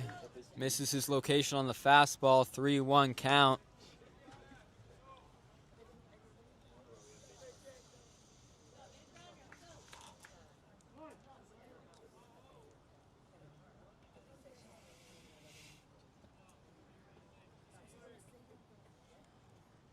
Gomez the pitch, gets Lamoth to wave, and now it's another full count for the Seagulls.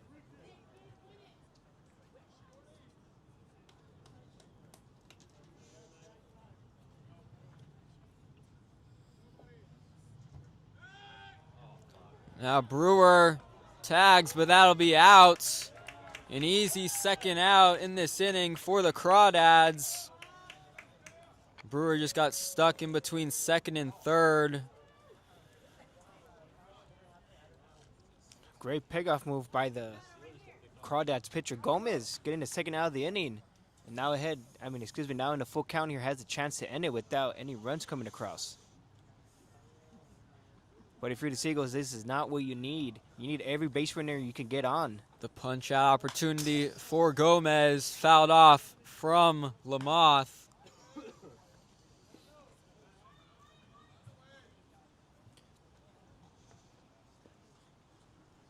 Offense was doing a great job this inning, getting runners on, fouling pitches off, getting on base. But unfortunately, Brewer got picked off to get the second out. Gomez in there, and it's a ball 4. Lamoth draws another walk. There'll be runners at first and second with 2 outs for San Francisco, with Derek Waldvogel coming to the plate. The right fielder. And that'll be the second walk this Seagulls were able to get in this game. Only 1 walk. It'll be the first one of the game. Waldvogel 2 strikeouts today. We'll see if he can advance the runners at first and second.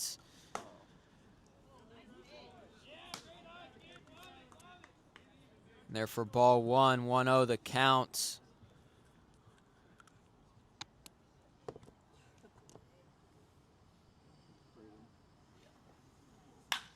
Waldvogel turns on that one, gets by the shortstop, and Tanner Wall will dig for home. It'll be an out at the plate, and that'll end the inning. Crawdads limit the runners, and the Seagulls cannot get a run to score. It'll stay 10-1 entering the 7th.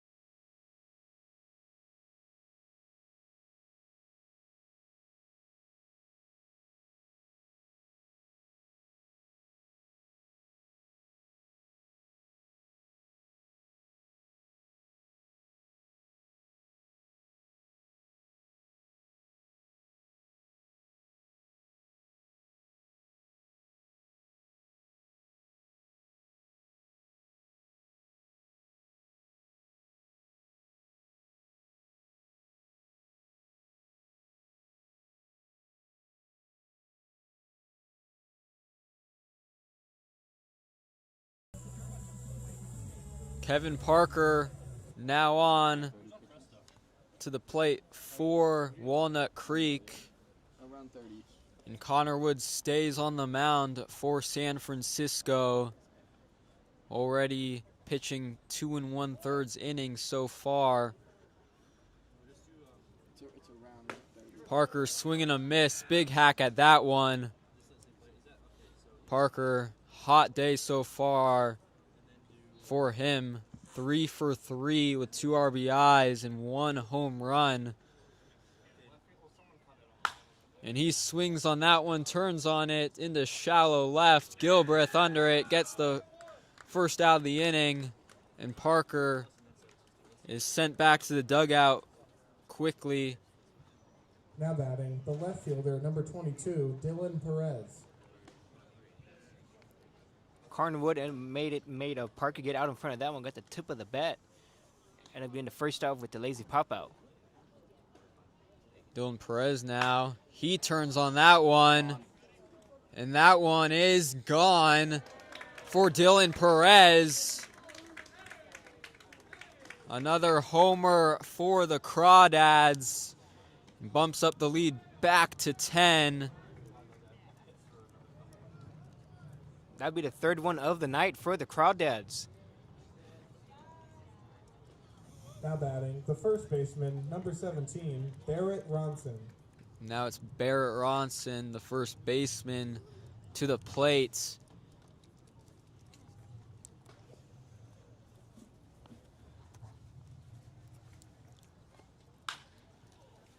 He lifts that one into center field. Gurman under it makes the catch for the second out of the inning.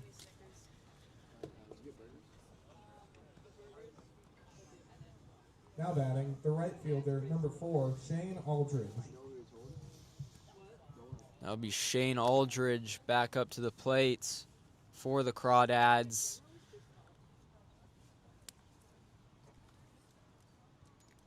And he grounds that one. And Wood gets the out at first off an underhand throw from Lamoth. And the Seagulls limit the damage to 1 run in the top of the 7th. 11-1 your score heading into the bottom. Ladies and gentlemen, it's time for the 7th.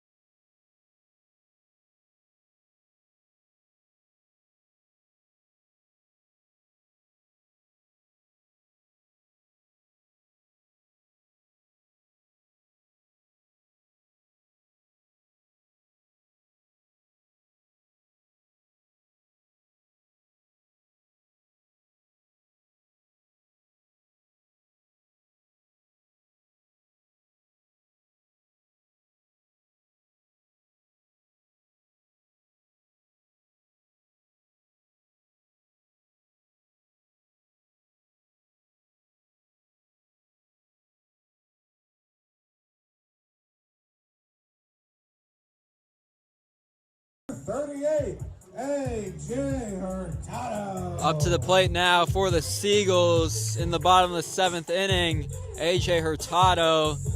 Gomez remains on the mound for the Crawdads.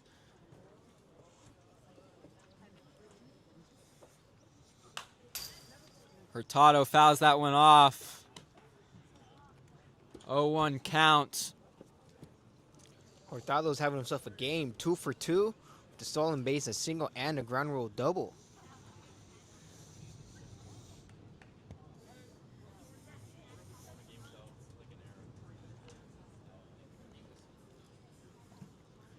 Gomez high for ball one. 1-1 count now. Though the Seagulls haven't been hitting their best tonight, there's been some batters who've had themselves dazed so far. Tado leaves strike two. 1-2 count. They have a total of 8 strikeouts, but last inning they had something going for them. They were getting runners on, but they had some big base running mistakes, with Brewer getting picked off at going to third and the last out getting Gomez thrown in out. there. Foul tip. Stays alive for Hurtado. And then Tanner Wall was sent home by the third base coach after a single by Waldvogel. Although it was hit right to left field, he was able to get him on a short hop throw.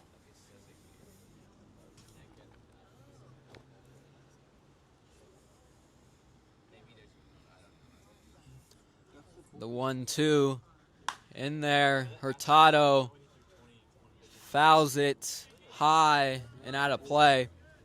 Hurtado turned on that one. He was early on that pitch. Looked like he wanted to put that over the left field fence.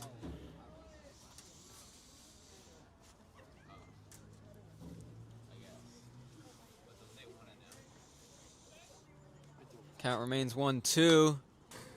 Another foul off from Hurtado. Stays alive in the count.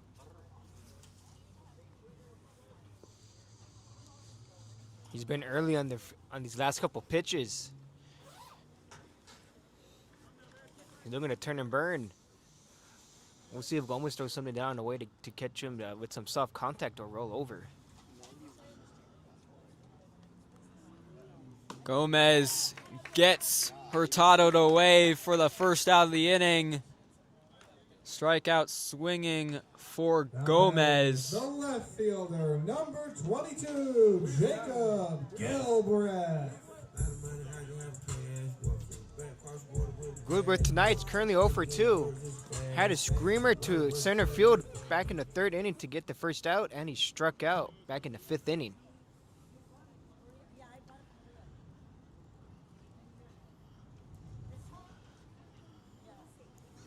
Gilbreth gets a piece of that one, foul. 0-1.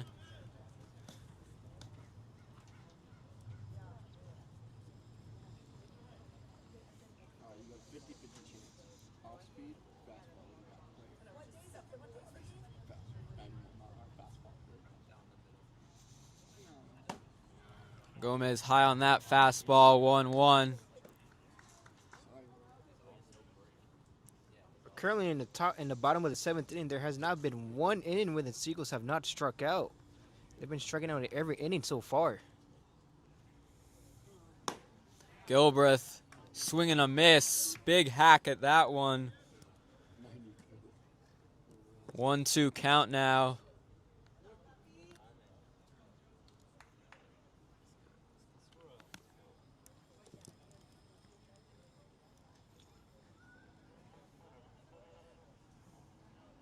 Gomez in there for strike 3. Gets Gilbreth to wave and retires 2 in a row from a strikeout swinging. Number 7, Emilio Feliciano. Emilio Feliciano now up to the plate. Feliciano is currently 0 for 2 with 2 strikeouts. Gomez up high for ball 1. And after the first 2 batters of this inning were retired from Gomez, feel like it's Feliciano's goal to not get retired by strikeout. He fouls that one off. Gomez has been fastball heavy in this outing. Look like the Seagulls are having a little bit of trouble with his heat.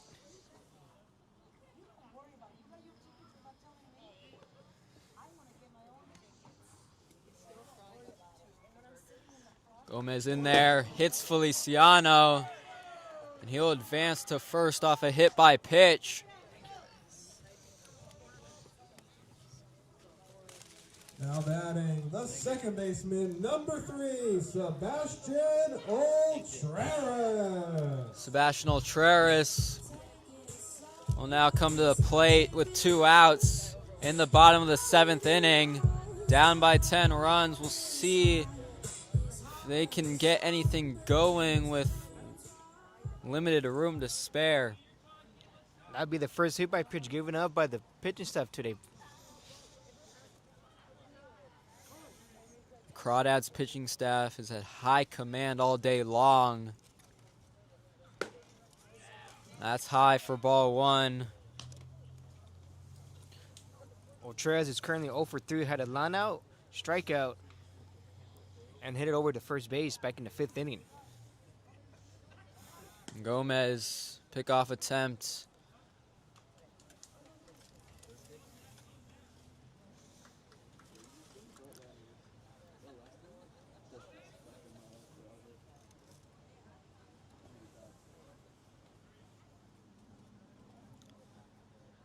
The 1-0 swung on and missed from Ultreras. Big swing. 1-1 count now. Ultreras was expecting a fastball, and that swing took a big hack at it.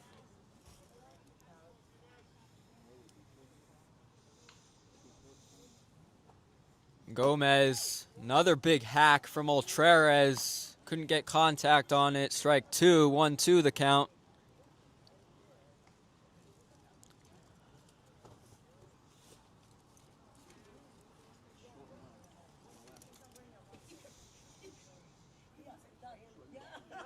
Gomez in there high for ball 2, 2-2.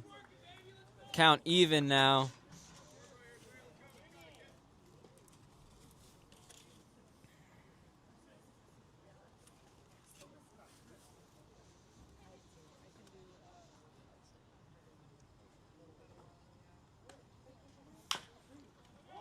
Ultreras gets some contact. Nice pick from Woodson. He gets the 3rd out of the inning.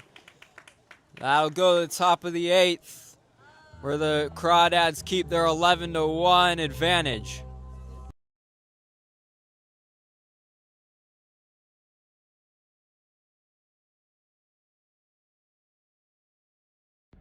Seagulls fans, a winning team needs a great field, and your home deserves a great yard.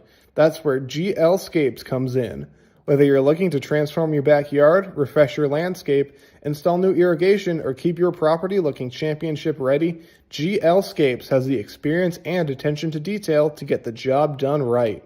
From beautiful lawns and gardens to custom outdoor living spaces, GL Scapes helps homeowners create outdoor environments they'll love for years to come. So while the Seagulls are taking care of the yard tonight, let GL Scapes take care of yours. Professional, reliable, beautiful results. Visit www.glscapes.com to learn more and schedule your next project.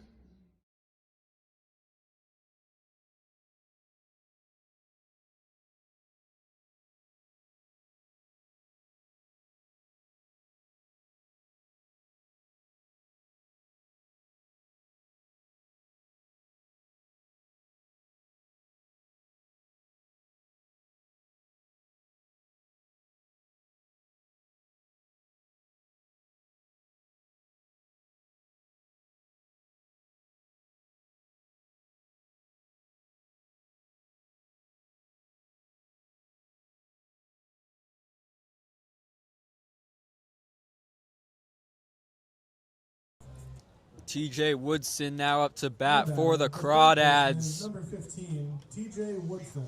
Connor Wood remains on the mound for San Francisco.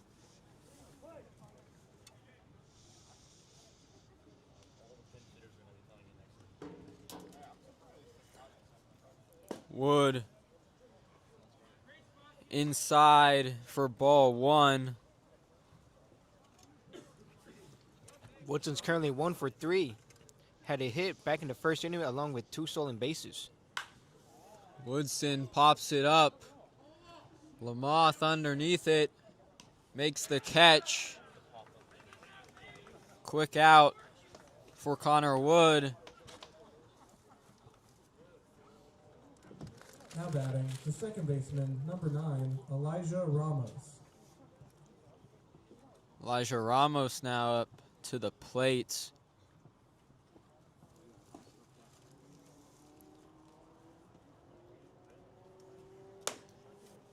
Up high for ball one. 1-0 count.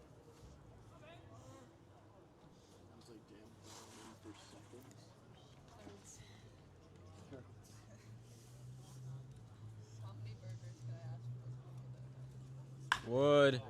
Ramos turns on that one. Gilbreth deep and underneath it for the second out of the inning. Nice range and catch from Jacob Gilbreth. You said it correctly. That was a great play by Gilbreth. Got a good jump on it. Took a step back as soon as they hit it right in front of the fence to get for the second out. Your attention, please. Pinch hitting for the Crawdads, number 11, Sutter Moss. Sutter Moss now up to bat in pinch hit scenario for the Crawdads. At San Joaquin Delta College last year, 366 average with 10 home runs and 31 RBIs. And he swings on that one into the gap. Gilbreth trying to range for it, cannot make the catch. And it's an extra base hit for Moss. And he starts off his day hot.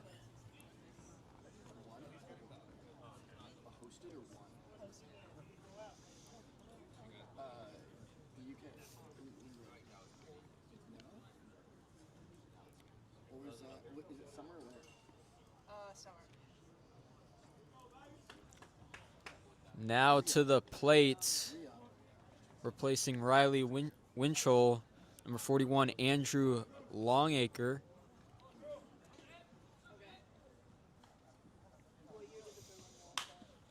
And he pops that one up. And Lamoth can't range to make that play in foul territory. 0-1 count now.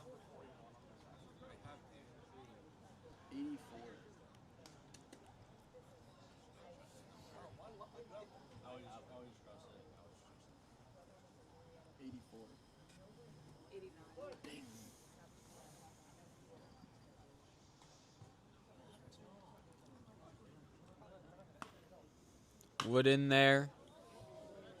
That one's fouled off again. Runner in scoring position for the Crawdads with 2 outs. 0-2 the count for Longacre.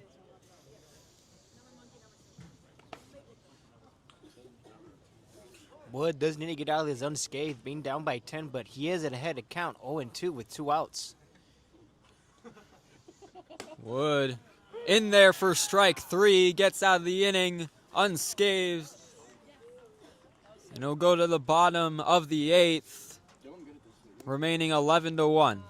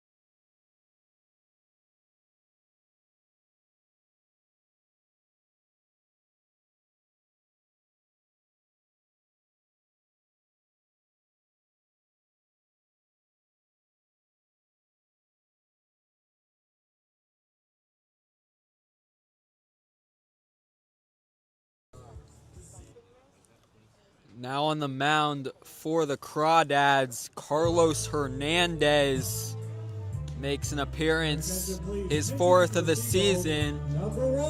5 1/3 innings pitched, 3.38 ERA, 1 save, 4 strikeouts, and now he'll face the pinch hitter Bryce Brooks.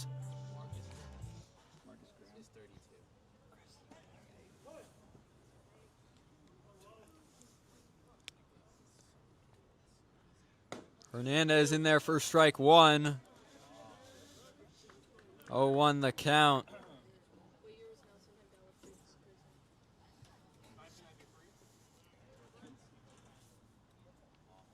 Hernandez in there for strike 2. Brooks waiting on both those pitches. Now down early in the count.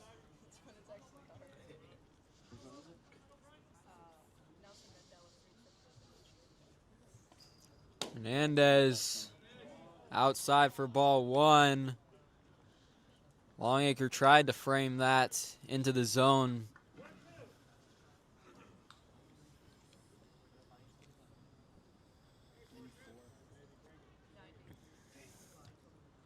Hernandez off speed away, 2-2 count now.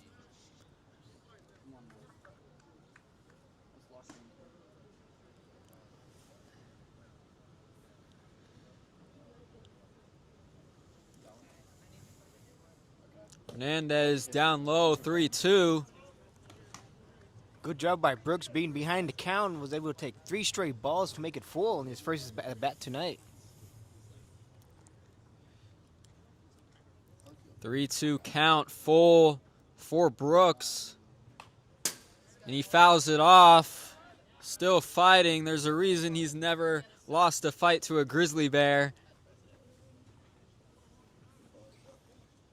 And just to give you a quick update on the games going around in the league, Santa Barbara Foresters are beating the Oriole Sickle Saints 11-4.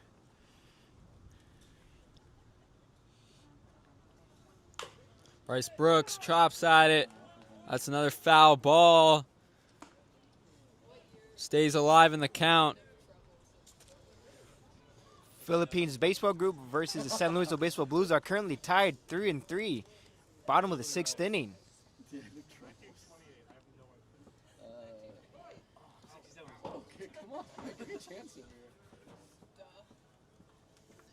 Hernandez in there. Strike 3 looking. Hernandez gets the first out of the inning on a backwards K. And now it's Marcus Graham to the plate. Is number 32, Marcus Graham.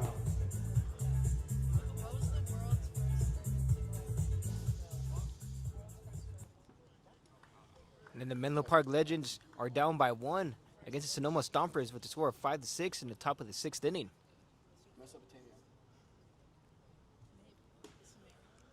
Hernandez in there, high and away for ball 1. And last but not least, the Conejo Oaks are down by 11 versus the Orange County Riptide in the bottom of the 3rd inning, the score of 11-0. Hernandez gets Graham to swing at that one, chops it foul.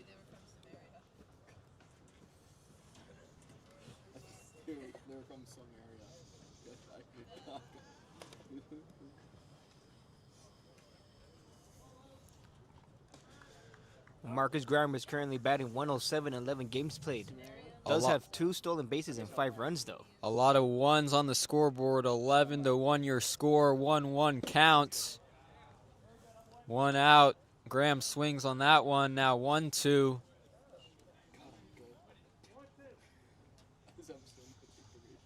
Although he does have a hit in back-to-back games, 1 against the Alameda Merchants and 1 against the Sonoma Stompers. Hernandez in there. Gets Graham to swing at that one. Another strikeout for Hernandez. That one swinging this time. Now it's Ethan Lopez up to the plate. First appearance of the night for him. He'll be batting for Tanner Wall, who went 2 for 3 with 2 singles.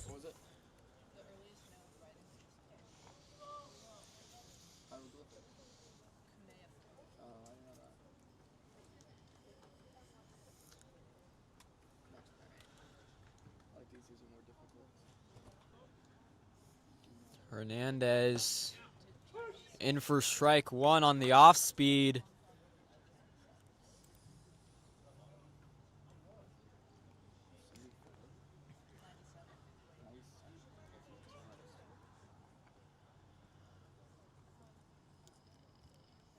Hernandez in there.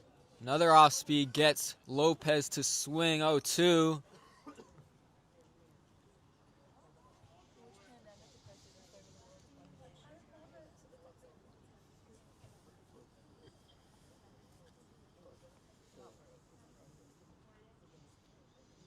The 0-2 pitch swung on and missed. Strike three. And Hernandez retires this side by strikeout. We'll go to the top of the ninth, where the Crawdads lead remains 11-1.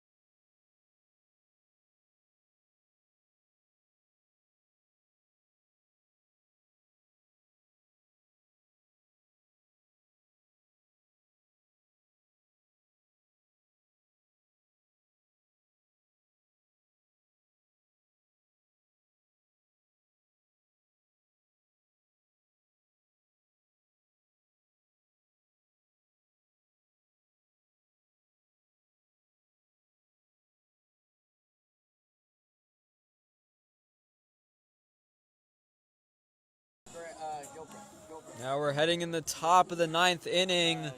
Bryden Bull heading to the plate. Connor Wood remains in the game on the mound for the Seagulls. Leading off for the Crawdads, Got it's the hot dog batter. some position changes in the field for the Seagulls. Sebastian Ultreras going to third. Bryce Brooks to second. Marcus Graham in left field, and in center field, Jacob Gilbreth. Bryden Bull, it's that one. Graham with some nice range in left field makes the catch for the first out of the inning. Good job by Graham with the wind blowing in his direction. The ball was moving away from him, but with that great jump and his speed, he was able to get the ball for the first out. Now batting, the shortstop, number 8, Kevin Parker. Kevin Parker to the plate.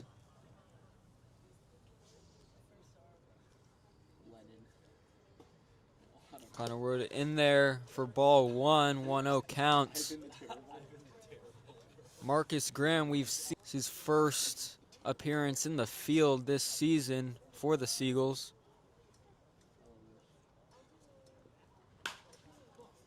Parker fouls that one off down the right field line.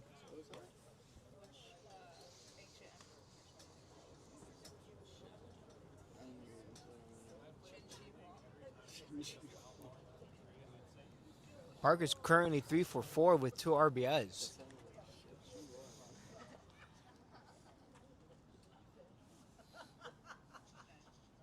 Had a single, double, and a 2-run homer.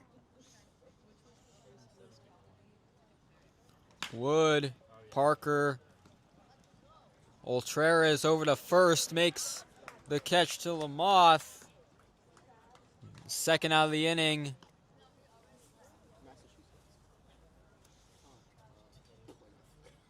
Now batting, the left fielder, number 22, Dylan Perez. Dylan Perez now up to the plate with 2 outs in this final inning for Walnut Creek. And he chops one over to third. Ultreras makes another nice throw over to Lamoth to retire the side.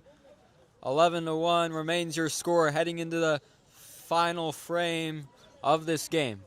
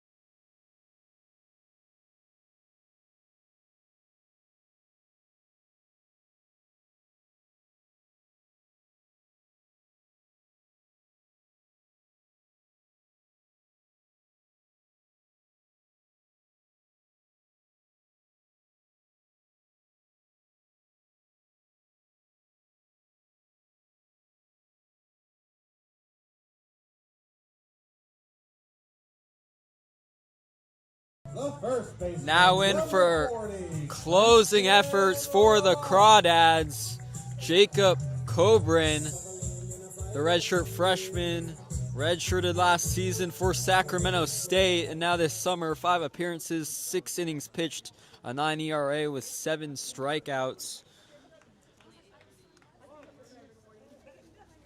Lamoth now up to the plate. He takes ball 1. In Coburn's past 2 appearances, he has not given up an earned run. Pitched 1 against the San Luis Obispo Blues and 1 inning against the Menlo Park Legends. Lamoth fouls that one out of play. 1-1 count now. Lamoth for today is currently 0 for 2. Flied out back in the second, hit into the shortstop back in the 4th, and earned himself a walk after a long out bat back in the 6th inning.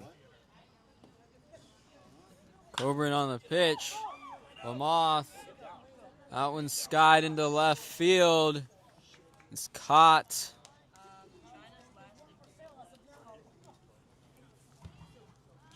Now it looks like Lamoth got right under that one. Stayed up in the air for a while, but unfortunately it was the first out of the inning to left field.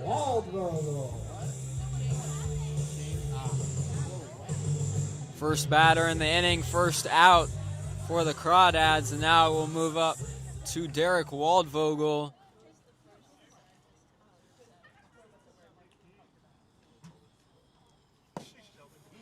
And they're away for ball 1, 1-0 count.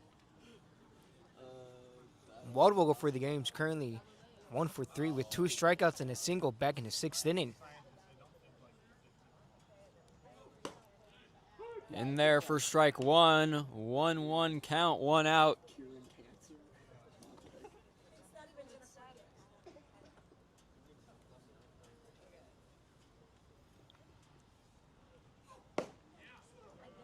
Cobrin can't connect to the zone on that one. 2-1 your count. Looks like that fastball just missed on the lower portion of the zone.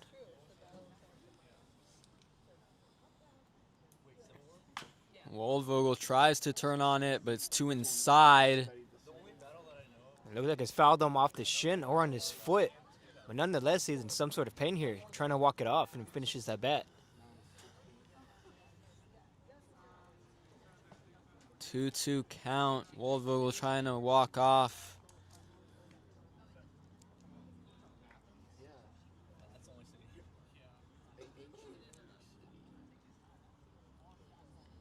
Doing his best to try to walk it off quickly, but with this cold, the ball hurts a lot. It's a lot. The pain's a lot more.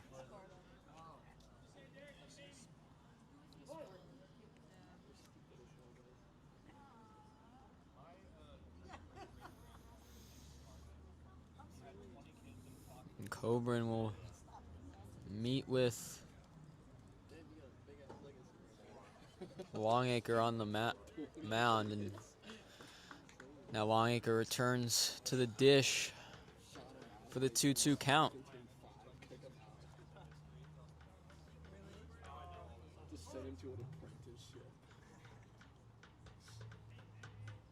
The 2-2 in the dirt. Full count now for Waldvogel.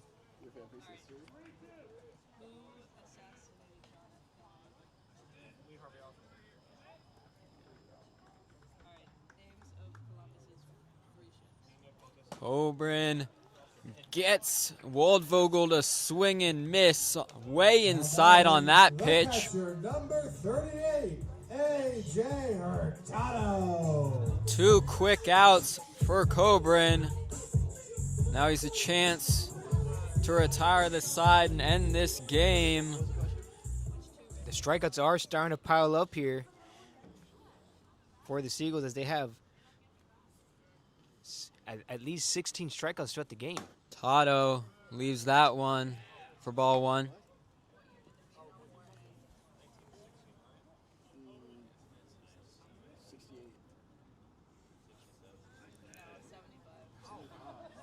The 1-0 swung on and missed from Hurtado.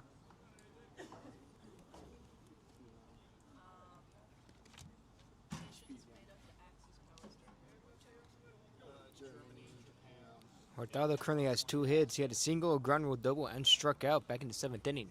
Hurtado, another swing. Wanted to lay back on that one, but was already committed. 1-2 your count. Yeah, he tried to hold back on that fastball up, but was not able to keep it back.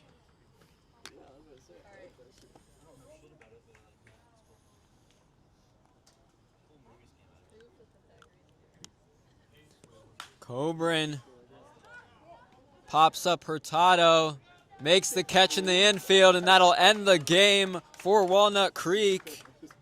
Be 11-1 your final score as the Seagulls fall to the 11th straight game. And now, what did you see, Johnny, from Walnut Creek that allowed them to just consistently get success at the plate and on the mound? Well, as I mentioned in the pregame, the pitching staff for the Seagulls have 1 or 2 big innings given to the opposing team. And as we saw back in the 4th inning, after that error by Brewer, which looked like a real big one and definitely a game changer, they were able to take advantage and put up 8 whopping runs. And that's pretty much all the difference maker was, because through on then it was 0 runs throughout the board and just 1 run back in the 7th inning with the solo shot by Perez. But other than that, the defense did what they can to get the outs they can get. And the Crawdads took advantage of that mishap by the third baseman Brewer back in the 4th. I think what the Crawdads did good in this game was they made the pitcher on the mound for the Seagulls get antsy. They were gunning for stolen bases. They had plenty of them early, and they were looking for that base running to take lead and allow them to win this game and get off to a hot start. And the Seagulls just on the mound were not able to stay consistent due to that. Yeah, you said it correctly. They were running bases early on. 3 players from the Crawdads had multiple stolen bases. Woodson with 2, Parker with 2, and last but not least, Dylan Perez with 2 stolen bases. So the Crawdads were taking advantage of Hurtado not being able to throw him out. And going on to the other side, Johnny, what do you think needs to happen for the Seagulls to rack up a win and end this losing streak? I would say, like the first couple innings, they did a great job with the leadoff batters putting the ball in play. They did have a couple lineouts, but it seemed to be a pattern through the first 4 innings. They've been ending the innings with strikeouts, and as well as making better decisions on the base pads, because they did have magic working for them early on back in the 6th inning. But with Brewer getting picked off, going to third base for the 2nd out, and as well with Derek Waldville getting a big single, although the third base coach did end up sending Wall to home plate, and he would end up getting out at home for the final out in that inning. But other than that, they need to continue to put the ball in play as been doing and avoid the strikeouts that they have plenty of them today. Your final score, 11-1 tonight. Tomorrow night, they'll play the Philippines baseball group. And then Sunday night, they'll start a 3-game series against the Menlo Park Legends at home, back-to-back home games going into Tuesday, and then on the road Wednesday next week. We'll see what they can do against some teams that they can probably earn some wins against. Yeah, certainly all these games thrown out are going to be very big wins as the losses are starting to pile up. But it is still pretty early in the season as they're 2-10 after tonight. That was not a grunt.